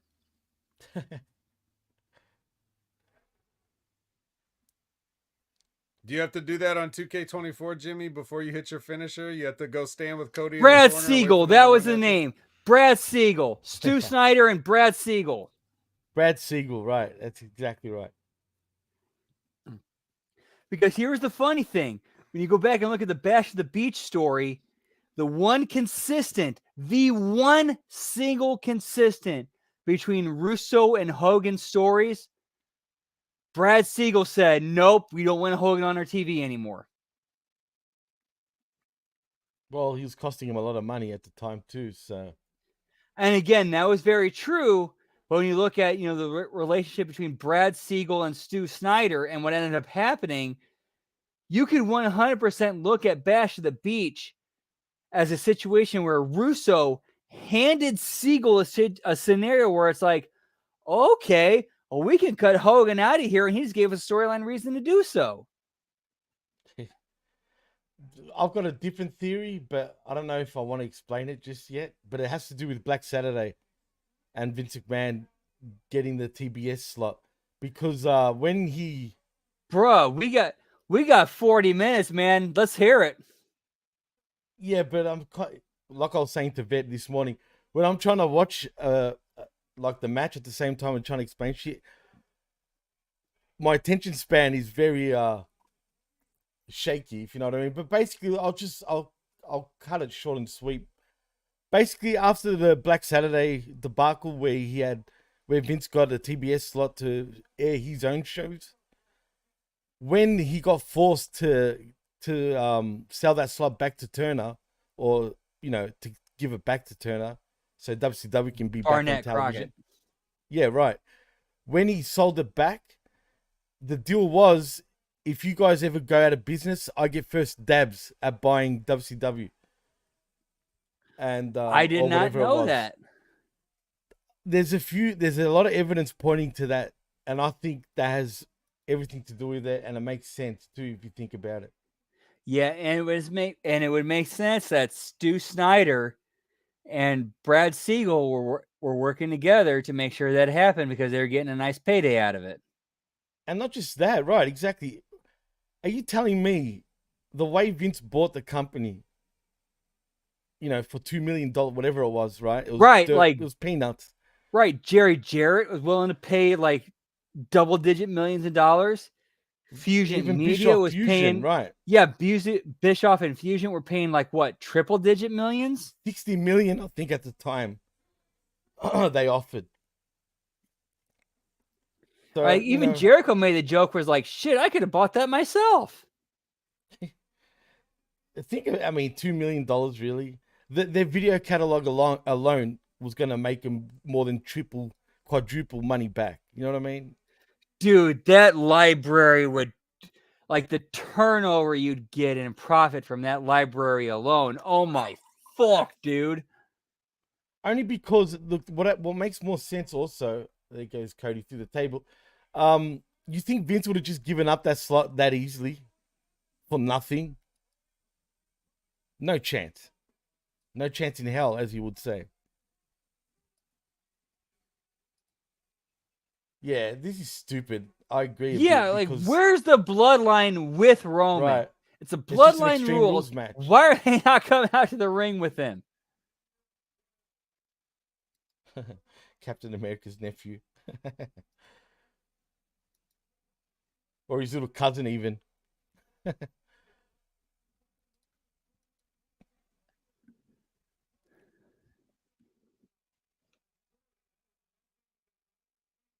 Well, either that or he's just like Homelander, which is sending the wrong message.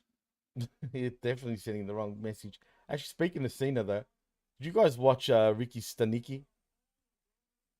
Fuck no. Nah, didn't get a chance to watch that. Nah. I watched it. I don't feel like seeing I personally don't feel like seeing a masculine man like Cena sell himself out and dress up like a schoolgirl for other people's imagination. Bro, oh my god! Not just that, he's licking alcohol. I mean, it probably wasn't alcohol, but he was definitely licking the concrete, acting like a junkie over alcohol that he spilled. But it was his last. He's got to watch it. But it's actually not too bad. It's silly though, really, but it's not bad. It's all right. Again, I thought he'd done well though. He's a good actor, man. Yeah, I am not doubting Cena's performance abilities and acting abilities at all. I know the dude's a tremendous actor and performer. It's just like the story and what they're trying to sell. Like, come on, you can't tell me you're not trying to, humiliate and break him so that you can mold him into what you want him to be. He's sold out.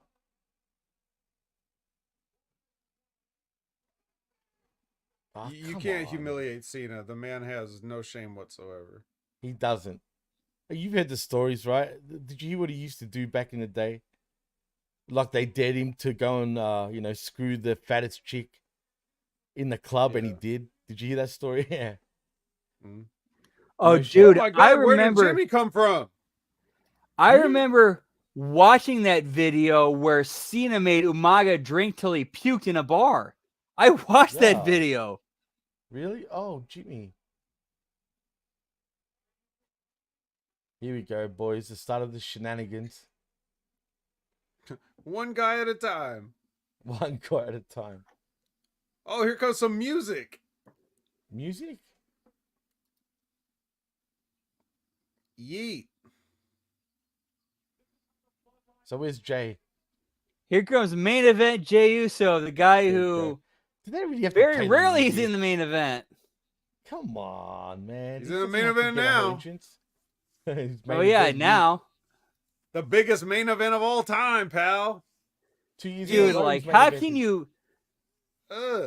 can you bury Gross. somebody for like any more than like attaching and label like main event to them and then not feature them in the main event? What the fuck? Like, fuck you, Jay. Oh, Well, he got that name.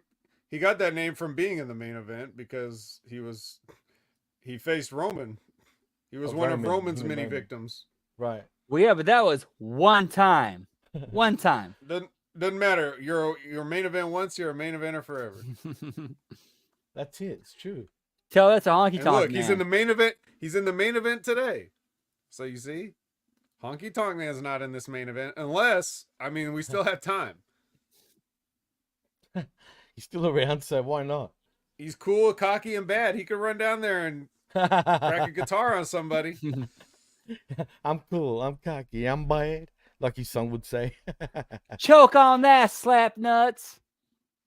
Oh no, please. Ain't he great though? Seriously. Who, Honky Tonk Man? Yeah. Hey. I mean, it was a ridiculous gimmick, but it worked for him, so God bless him, man. Hit my music. And then Ultimate Warrior comes out. SummerSlam 88.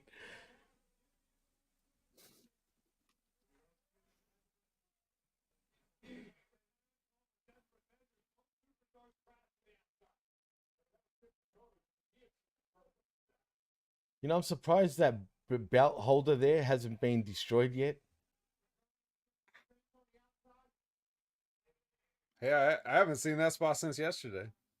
Yeah.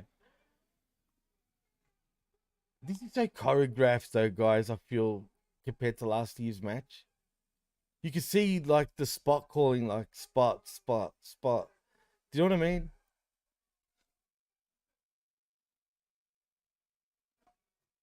I don't remember last year's match. Yeah, because it's similar to this one. Trust me. That was a year ago. What's changed? Really? Last year? That was years ago. That was last year, pal. Vince ain't here no more. Oh yeah, that's right. Or so you think. Ha ha ha ha ha. Yeah. It was me.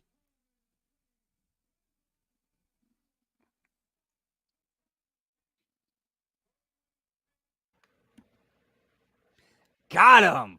Fucked him. Oh my God, Too where many did he come crossroads, from? man? Well, who's next? Oh no, a Bloodline member got involved in a Bloodline rules match. Is there music We again? didn't see this coming. The whole arena saw it coming though because they don't have to look at the tight camera shot. Ah, Solo. I don't know if I've said this, but Solo is actually a soda here in Australia, by the way. I'm serious.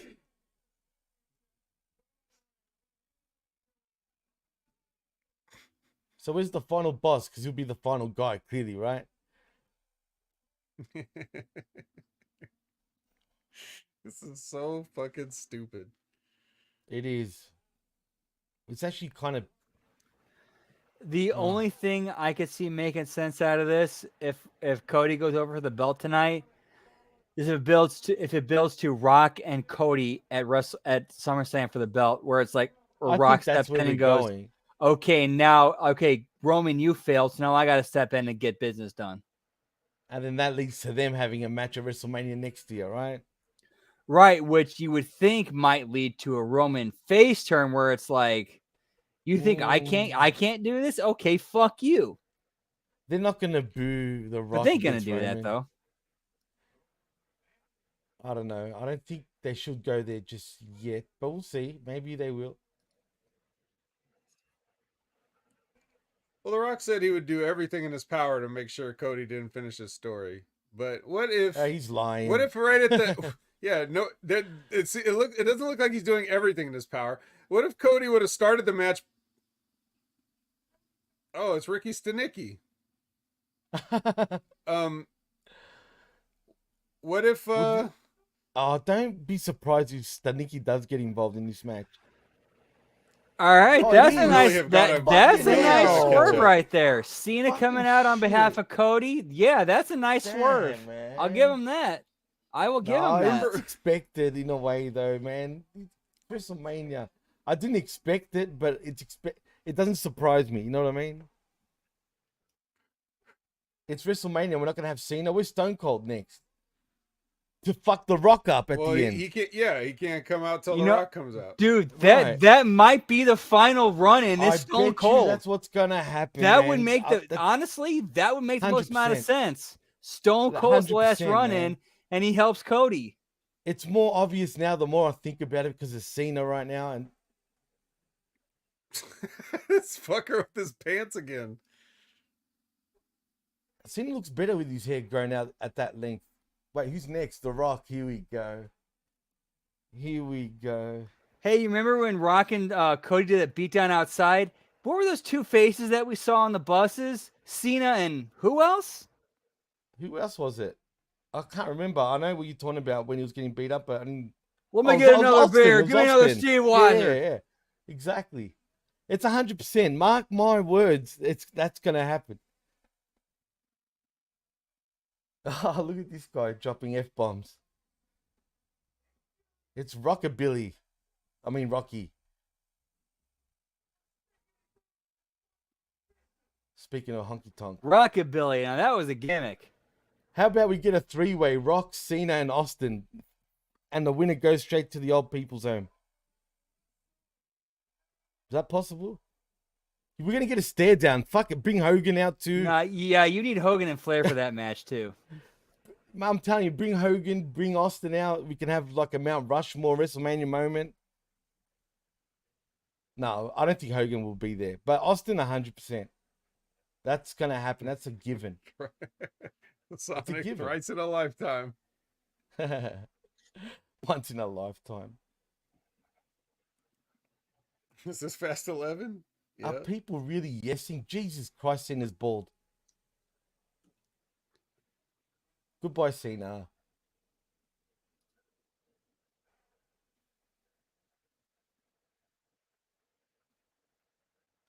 Seth Rollins in the Shield I was gimmick. gonna whip him. Oh no, really?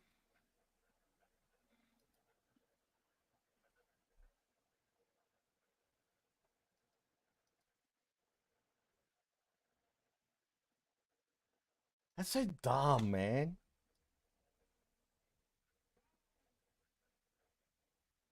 Oh, there goes Austin Vet. That's not happening now. and he meant absolutely shit because he got cut off by Roman. Okay, now we know Why? Stone Cold's coming out. If they're Oh, cutting yeah, off yeah, Seth yeah. like that, Stone 100%, Cold's coming 100%. out. Absolutely. They've killed Seth. Seriously, man. He's a clown now. That's it. You might as well come out with these clown shoes. Where's Austin? Break the Nope, fucking Undertaker. glass. I was gonna say Taker might get involved as well. I hope he whips Taker though. I would and have then Austin. Stone Cold would have made sense, not Taker. I know, it's so dumb. I just hope everybody's happy that this is what you fucking get. All you motherfuckers that only started watching because The Rock came back, this is what you get now. Oh man, I'm pissed. If I was Cody, I'd be pissed. This is not a moment for him. Right. How much sense does it take for The Undertaker to come out?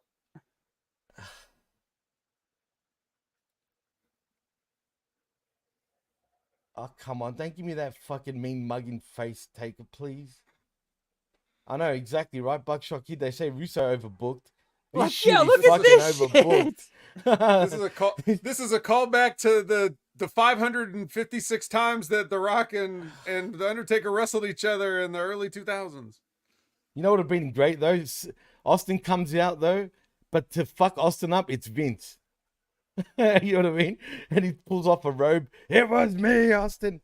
and just the heat, it would have rioted. Yeah, remember when the NWO helped Sting at WrestleMania? What the fuck was that shit?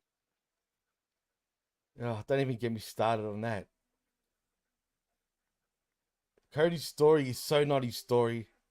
Don't blame him. Don't blame Cody for this, Chris. It's not his fault. It's not his fault. Yeah, that's I'm kind of sure the this only is the thing. last Yeah. thing he wanted.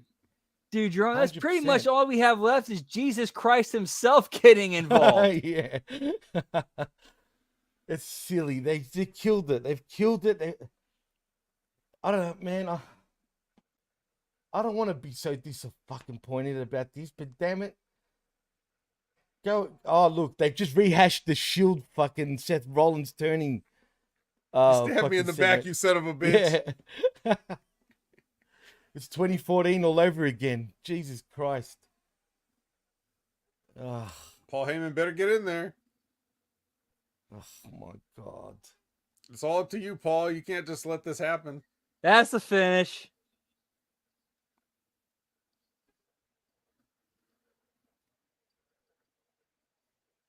Come on, man.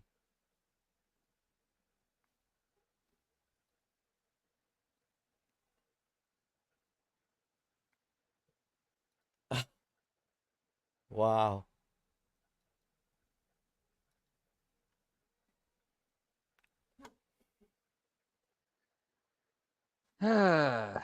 Is Samantha Irvin all right? She's not. She had that heart attack we were worried she was going to have. Oh my God. Brandon, I'm didn't happy I say for in Cody. didn't I say in the first match Samantha Irvin was going to have a heart attack? You called it. But Do you think again, that's a shoot though, guys. That she really, feels that way for Cody right now. we technically got 26 minutes left to go, so who knows what happens after this? The fact that Austin didn't get involved, that's a ball drop bad. If they're gonna do this shit, you should have had Austin instead of Taker, but whatever. Right, that should have absolutely been Austin and the Undertaker spot. 100%. But truthfully, all this shit shouldn't have happened.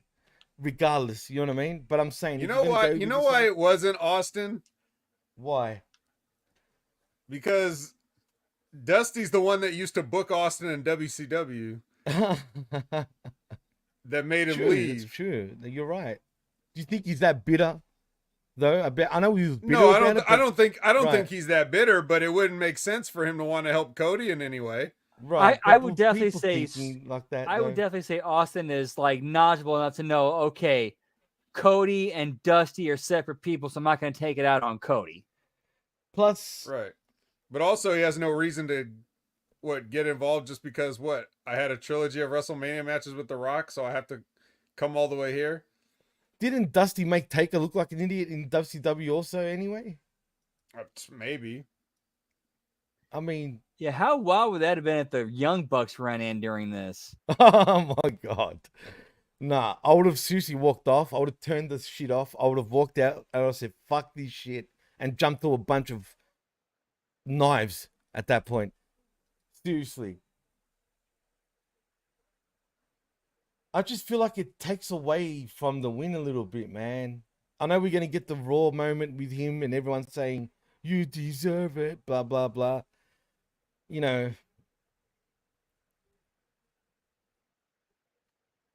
I thought it was like going to be a schmoz, of course, right? Is once you have the bloodline rules, you figure anything can happen, right? This is even way worse than I thought it was going to be. I know. Because the it should have been laziest, done. sorriest, Right. most uncreative. Honestly, I think I just figured out the Undertaker connection to this match, because this is originally a play on Dark Side rules. I doubt that's the connection that they were trying to do, though. But who knows? I'm reaching. I know I'm reaching. Right, you are reaching. You are. That's a real fast stretch. Oh, Keith Lee, if only he ran in, true, as the Bearcat. Bearcat pal. He did his run in at the feels Hall like- of Fame. Yeah, he did. That's true. It feels like Lex Why they Luger say- won the championship. Why is LA Knight out there? He looks He doesn't like, care. yeah, right. Exactly. definitely, Tia WG. interacted with Cody one time. Punk should be out there. Yeah, right, definitely. Yeah, I agree with LA WG. Like when Knight. you go back and look at the NWO storyline, why the fuck would they help Sting? Well, he was Wolfpack at one stage, but still, you're right. Yeah, Okay, that would explain why Kevin Nash would help Sting, but not Scott Hall and Hulk Hogan. Brandy just looks like she forgot her pants. I just noticed that. Like you're wearing a diaper. Maybe she is vet. Maybe she's wearing a diaper. Too much woe, Look at LA baby. Knight. LA Knight and LA Knight and Orton definitely look like they don't really give a shit. What Oh, if Punk's out there now. What if somebody ribbed Brandy and told her that Oh, she's there's wrestling Punk. tonight, be in your gear? Ha ha ha ha ha ha. Did you hear that? No, Oh, that's funny. If only. And Brandy actually is a trained worker and It feels wrestler, so cheesy as fuck, so guys. she knows how to wrestle. She could actually hold her own in the ring. Buckshot Well, Kid he wanted saved me to run in? racism, guys. He Imagine that. That would have been the best. I'm pretty But tired. I don't seriously, think he I could solved have made it. racism. Who's that kid with the sweater on there? That's Hook, right? It looks like him actually. A young Send version. Hook. Saint Hook. What do you say?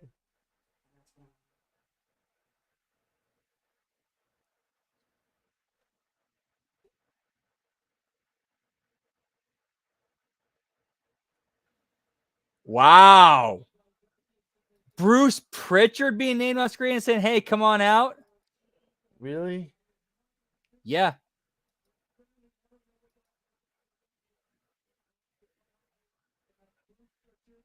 Well, he was part of the the team to go and recruit Cody. He was one of the guys that with Vince that went to his house when they went to sign Yeah. him. But with all this shit with Vince, like, you can't believe Bruce Pritchard doesn't know and it wasn't involved in some way. Like him being as close as he was to Vince, there's no way. Right. And on top of that, look at that. Triple H is getting such praise by everybody, which is great, but is that a statement you think, guys, or what? And he's seeing Punk happy about it. There's Bruce right there. There he is. Shit. You know Looks what, like his man? triceps doing well. It feels like the morale in the WWE locker room is so high right now, whereas in AEW, it's just so the opposite. Oh, look Dude. at Bruce, man. He's aged, man. Dude, Ben nailed it on the last locker room when he said, like, when he talked about how Big Ray predicted AEW might not make it to 2024. Dude, I could see that happening. I could see them collapsing and folding by the end of this year. I can Collapsing. definitely see that. No, I don't think by the end of this year, though. But damn it, they're on the ropes. But as long as he's more than happy to, like, blow his cash, it will always be around, I think, anyway. As long as he's willing. What's Yeah, Cody that's doing really looking around that's weird? literally the only thing keeping AEW going is the fact they're hooked up to an endless battery. Cody's so hugging Triple H so tight. It's ridiculous. Yeah, I really do think Cody and Triple H have buried their whatever issues they have Oh, with each man, other. of course they have. I mean, who, Triple H? Is Triple H getting emotional, guys, or? I mean, like Cody would not be having this moment if they didn't. Right. Orton looks happy as Larry, though, man, right now. Who said that? Good for you, Cody Rhodes.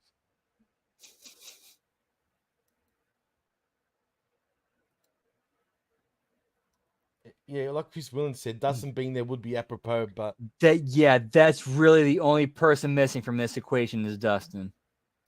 and Glacier and DDP. Where's Glacier? Damn it! I want to see Glacier.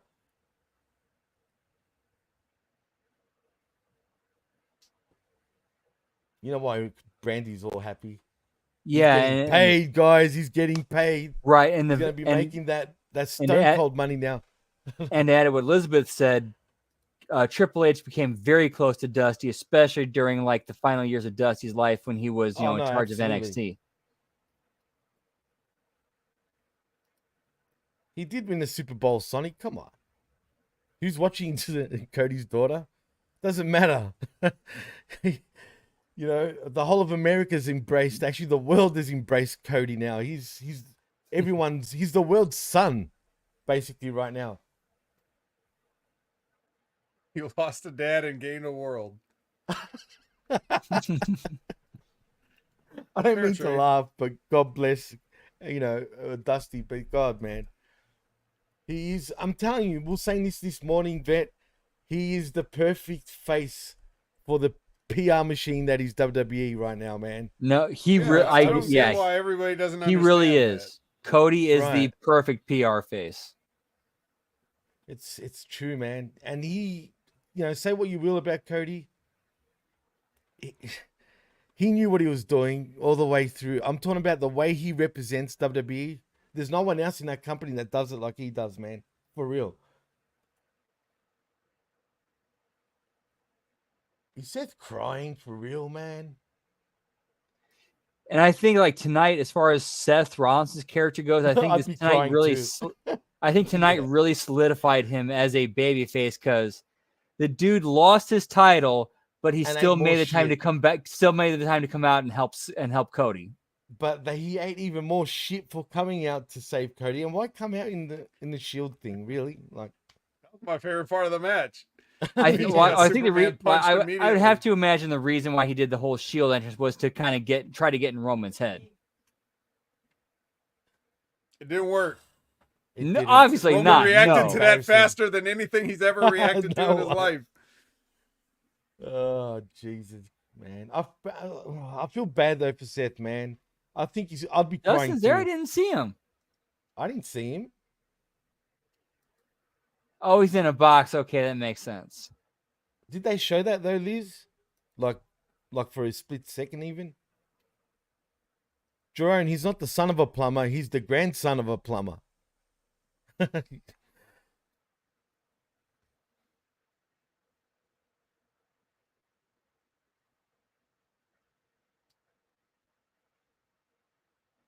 Nick Khan on screen. If only this was at the Georgia Dome.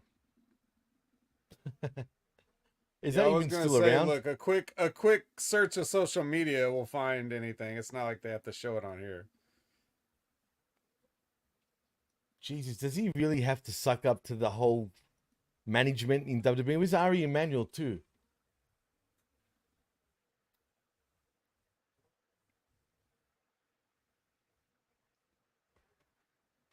You know the old saying, you better shake everybody's hand in the back in WWE or you get heat, right? He's doing it for all of us to see. Shake everybody's hand, Cody.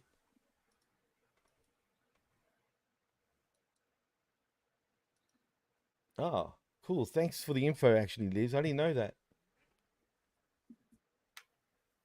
Well, that was WrestleMania XL, guys.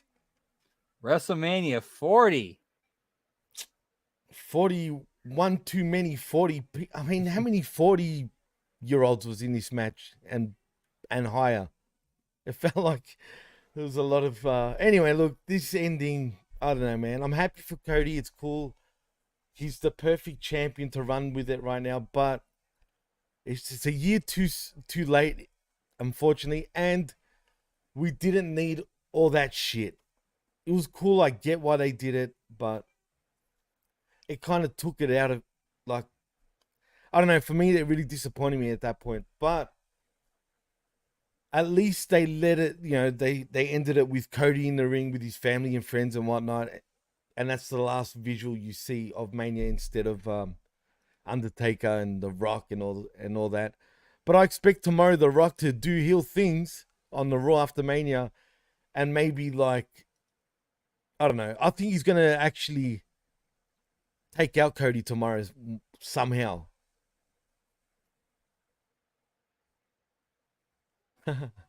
If you're saying, what do you say? Is that Big Ray saying, if you're saying this was not great in cutting off this feed, or he means he's cutting off this feed? Come on, Ray. Really? I mean, yeah, it was great for Cody and all that, but when you really break it down, was it necessary? It was way overbooked, man. Say what you will, but it truly was. I thought this is one of the situations where the overbooking was necessary. Yeah, but they should have done it from the start instead at the. I don't know, man.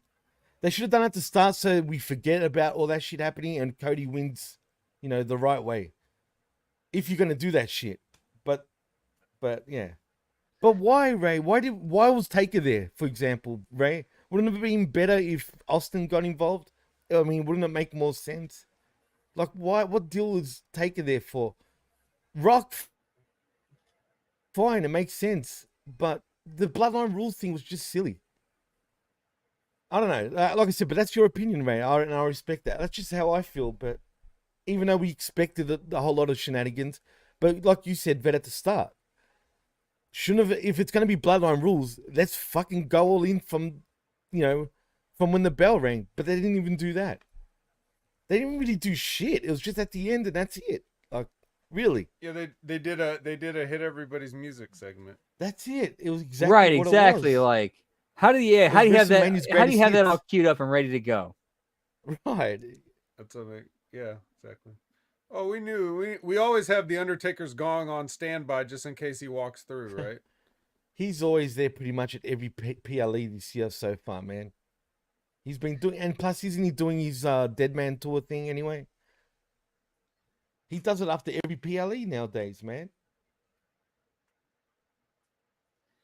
We're like, man, how much more over would it have been? Like, if you're gonna do the whole like music and entrance thing, you hit Stone Cold's music, he rides down to the ring in the 4-wheeler and just starts throwing stunners out.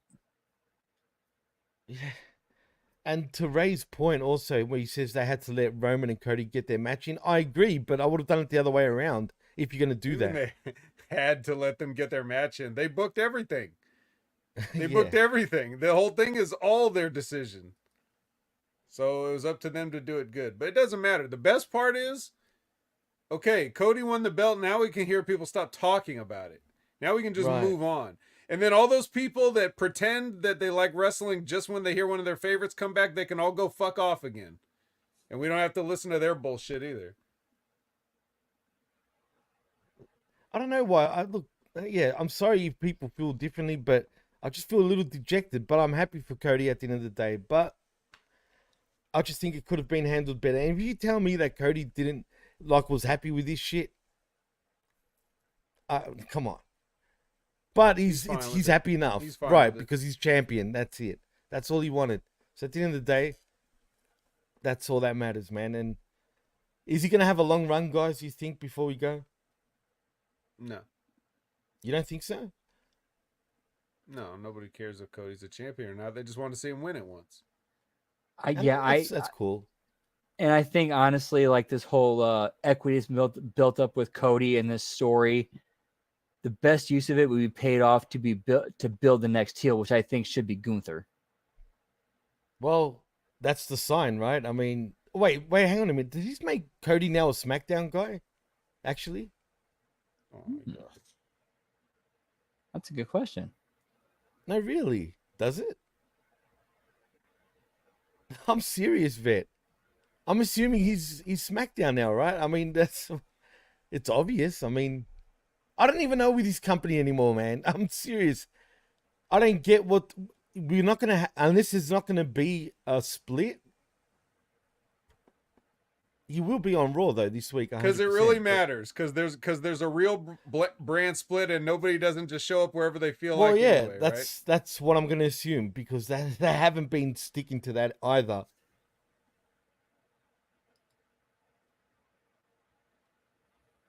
Oh no.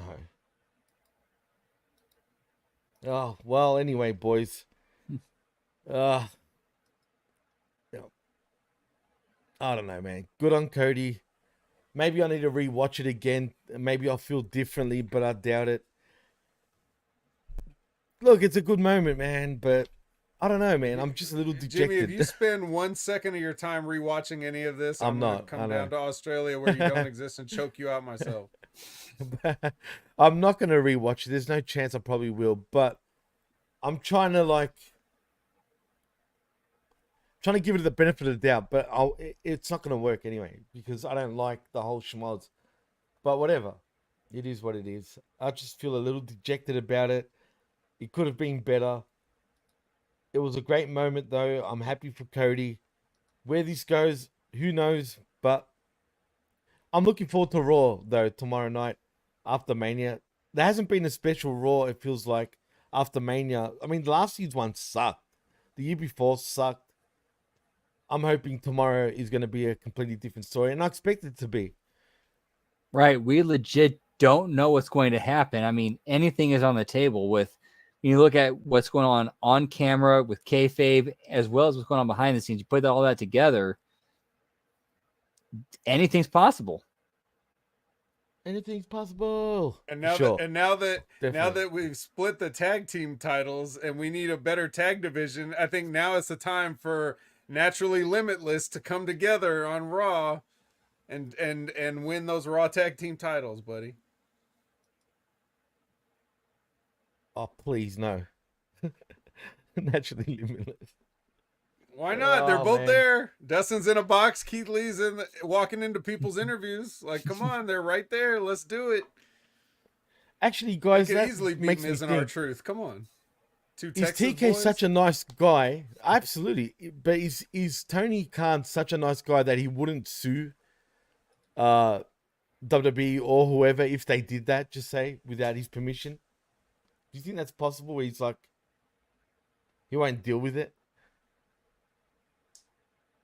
I don't know. For some reason, it wouldn't surprise me if he just didn't do nothing about it. Yeah, he doesn't do much about much, so why would he bother to sue? Oh, man. Well, anyway, boys, I can see you guys have gone 4 hours. You went 4 hours plus. Wow. If I was here the whole time, that would have been a new record for me. I think 3.5 hours is the most I've done. So, and that was a long one. Yeah, except we actually had a reason to be on for this long. That's how long the show was. Hey, at least it was only 4 hours. I don't know why those other shows. I don't know why those other shows need to go 4 hours with no Don't ask material. me. But That's when I'm not in control of the shows. I'm just saying. And even like, on average we go 2 hours and whatnot. But even that, it can get long. But yeah, no, I forget that. But at least remember that WrestleMania. Well, when was it? I think the one in Texas at Cowboys Stadium. Didn't that go for like 7 hours, man? Because I remember that finished 5 p.m. my time, and I'm like, what the fuck? 5 p.m. my time. That shit starts in the morning. That one felt like it was forever. But I think there was a longer one even than that. I forget which one it was. There was one where people were falling asleep, I remember, in the stadium, dude. Like, that was what was going around from what I remember. There was one, you're probably right, it probably wasn't that one, but that's the one I'm talking about, where it literally went, for me anyway, from the morning, from 9 a.m., not including the pre-show, all the way to like 5 p.m. And I was like, this is crazy. How can they do that? Do they expect people to like sit there and watch like that many hours? It felt like forever, man. I'm probably exaggerating, right? But it felt like it was no shit, at least 7 to 8 hours the whole time. Yeah, and the one for Dallas, wasn't your reward for sitting through all that? Wasn't that Roman Reigns and Triple Rock. H? Oh no, I thought it was The Rock and Bray, wasn't it? Do you remember that? Not to close the show. Oh no, it didn't close the show. It was just in the. It was Rock and Eric Rowan. It was Rock and Eric Rowan. Oh yeah, well, yeah, because Rock, because Rock stripped down to his trunks and it was like less than a minute. Yeah, it wasn't even a match really, but they sort of masked it like it was a match, but really it wasn't. The conference? Not me. Oh, was that 2018 only? Felt longer than that, Sonic. It actually felt a lot longer than that, but geez. They have a communications dude. Oh, well, anyway, boys, I think I'm going to scoot because I'm meant to be reviewing WrestleMania, but I don't know, maybe I Who's need to. doing it?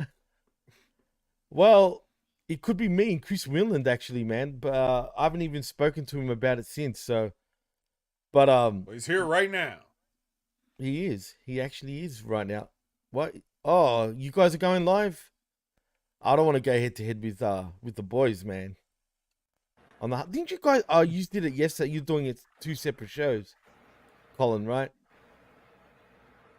Well, if you guys are going live now, then I'll hold off because, like I said, Ray, seriously, you know I love you too, bro, and that's not gay. Just saying, it's a thing between me and him, which is pretty gay, clearly, but Sounds like it. it's pretty gay for sure. Now I'm going red, Ray, for fuck's sake. What are you doing? Look at me. I'm all red, literally. Well, what? WWE do you know the pandemic is not as bad and they can take Mania back to one night, right? Yeah, Probably not. Why? There's money. Yeah, I mean, I'm with you. That would be a better show as a one-night show, but there's more money to be made on 2 nights. That's why. Yeah. That's why they're I doing. don't- Plus, look, I guess it's good for the boys and girls to actually, be on the card at least. But yeah, they're not going back. I heard a rumor they were going to go back to one night after this Mania, but it seemed like that went away pretty. God damn it, Ray! Stop distracting me. I love baboon penis. Duh. Nah. I mean, all that big red baboon ass is always nice to tap. Yeah. Why does this Come kind on, of dude. stuff always happen when Ray shows up? Like, why does everybody just completely go off the rails? Why don't you just ignore him like I do? Right. God damn it, Ray. Why? Anyway, boys, what are you guys doing? You guys gonna stay on for a bit, or you guys gonna scoot? Hell no. I'm out of here. I'd Yeah, be I'm gonna- bouncing. I'm out of here before Ray says something else. So thanks everybody for hanging out. It was fun. And I'll see you all very soon. For real, you Bye, guys made this night. You guys made this night fun and enjoyable. Thank you so much. Absolutely, man. Peace out, guys, and thank you for having me on. By the way, boys. Anytime. Much love. Peace Whoop out. whoop. Whoop whoop.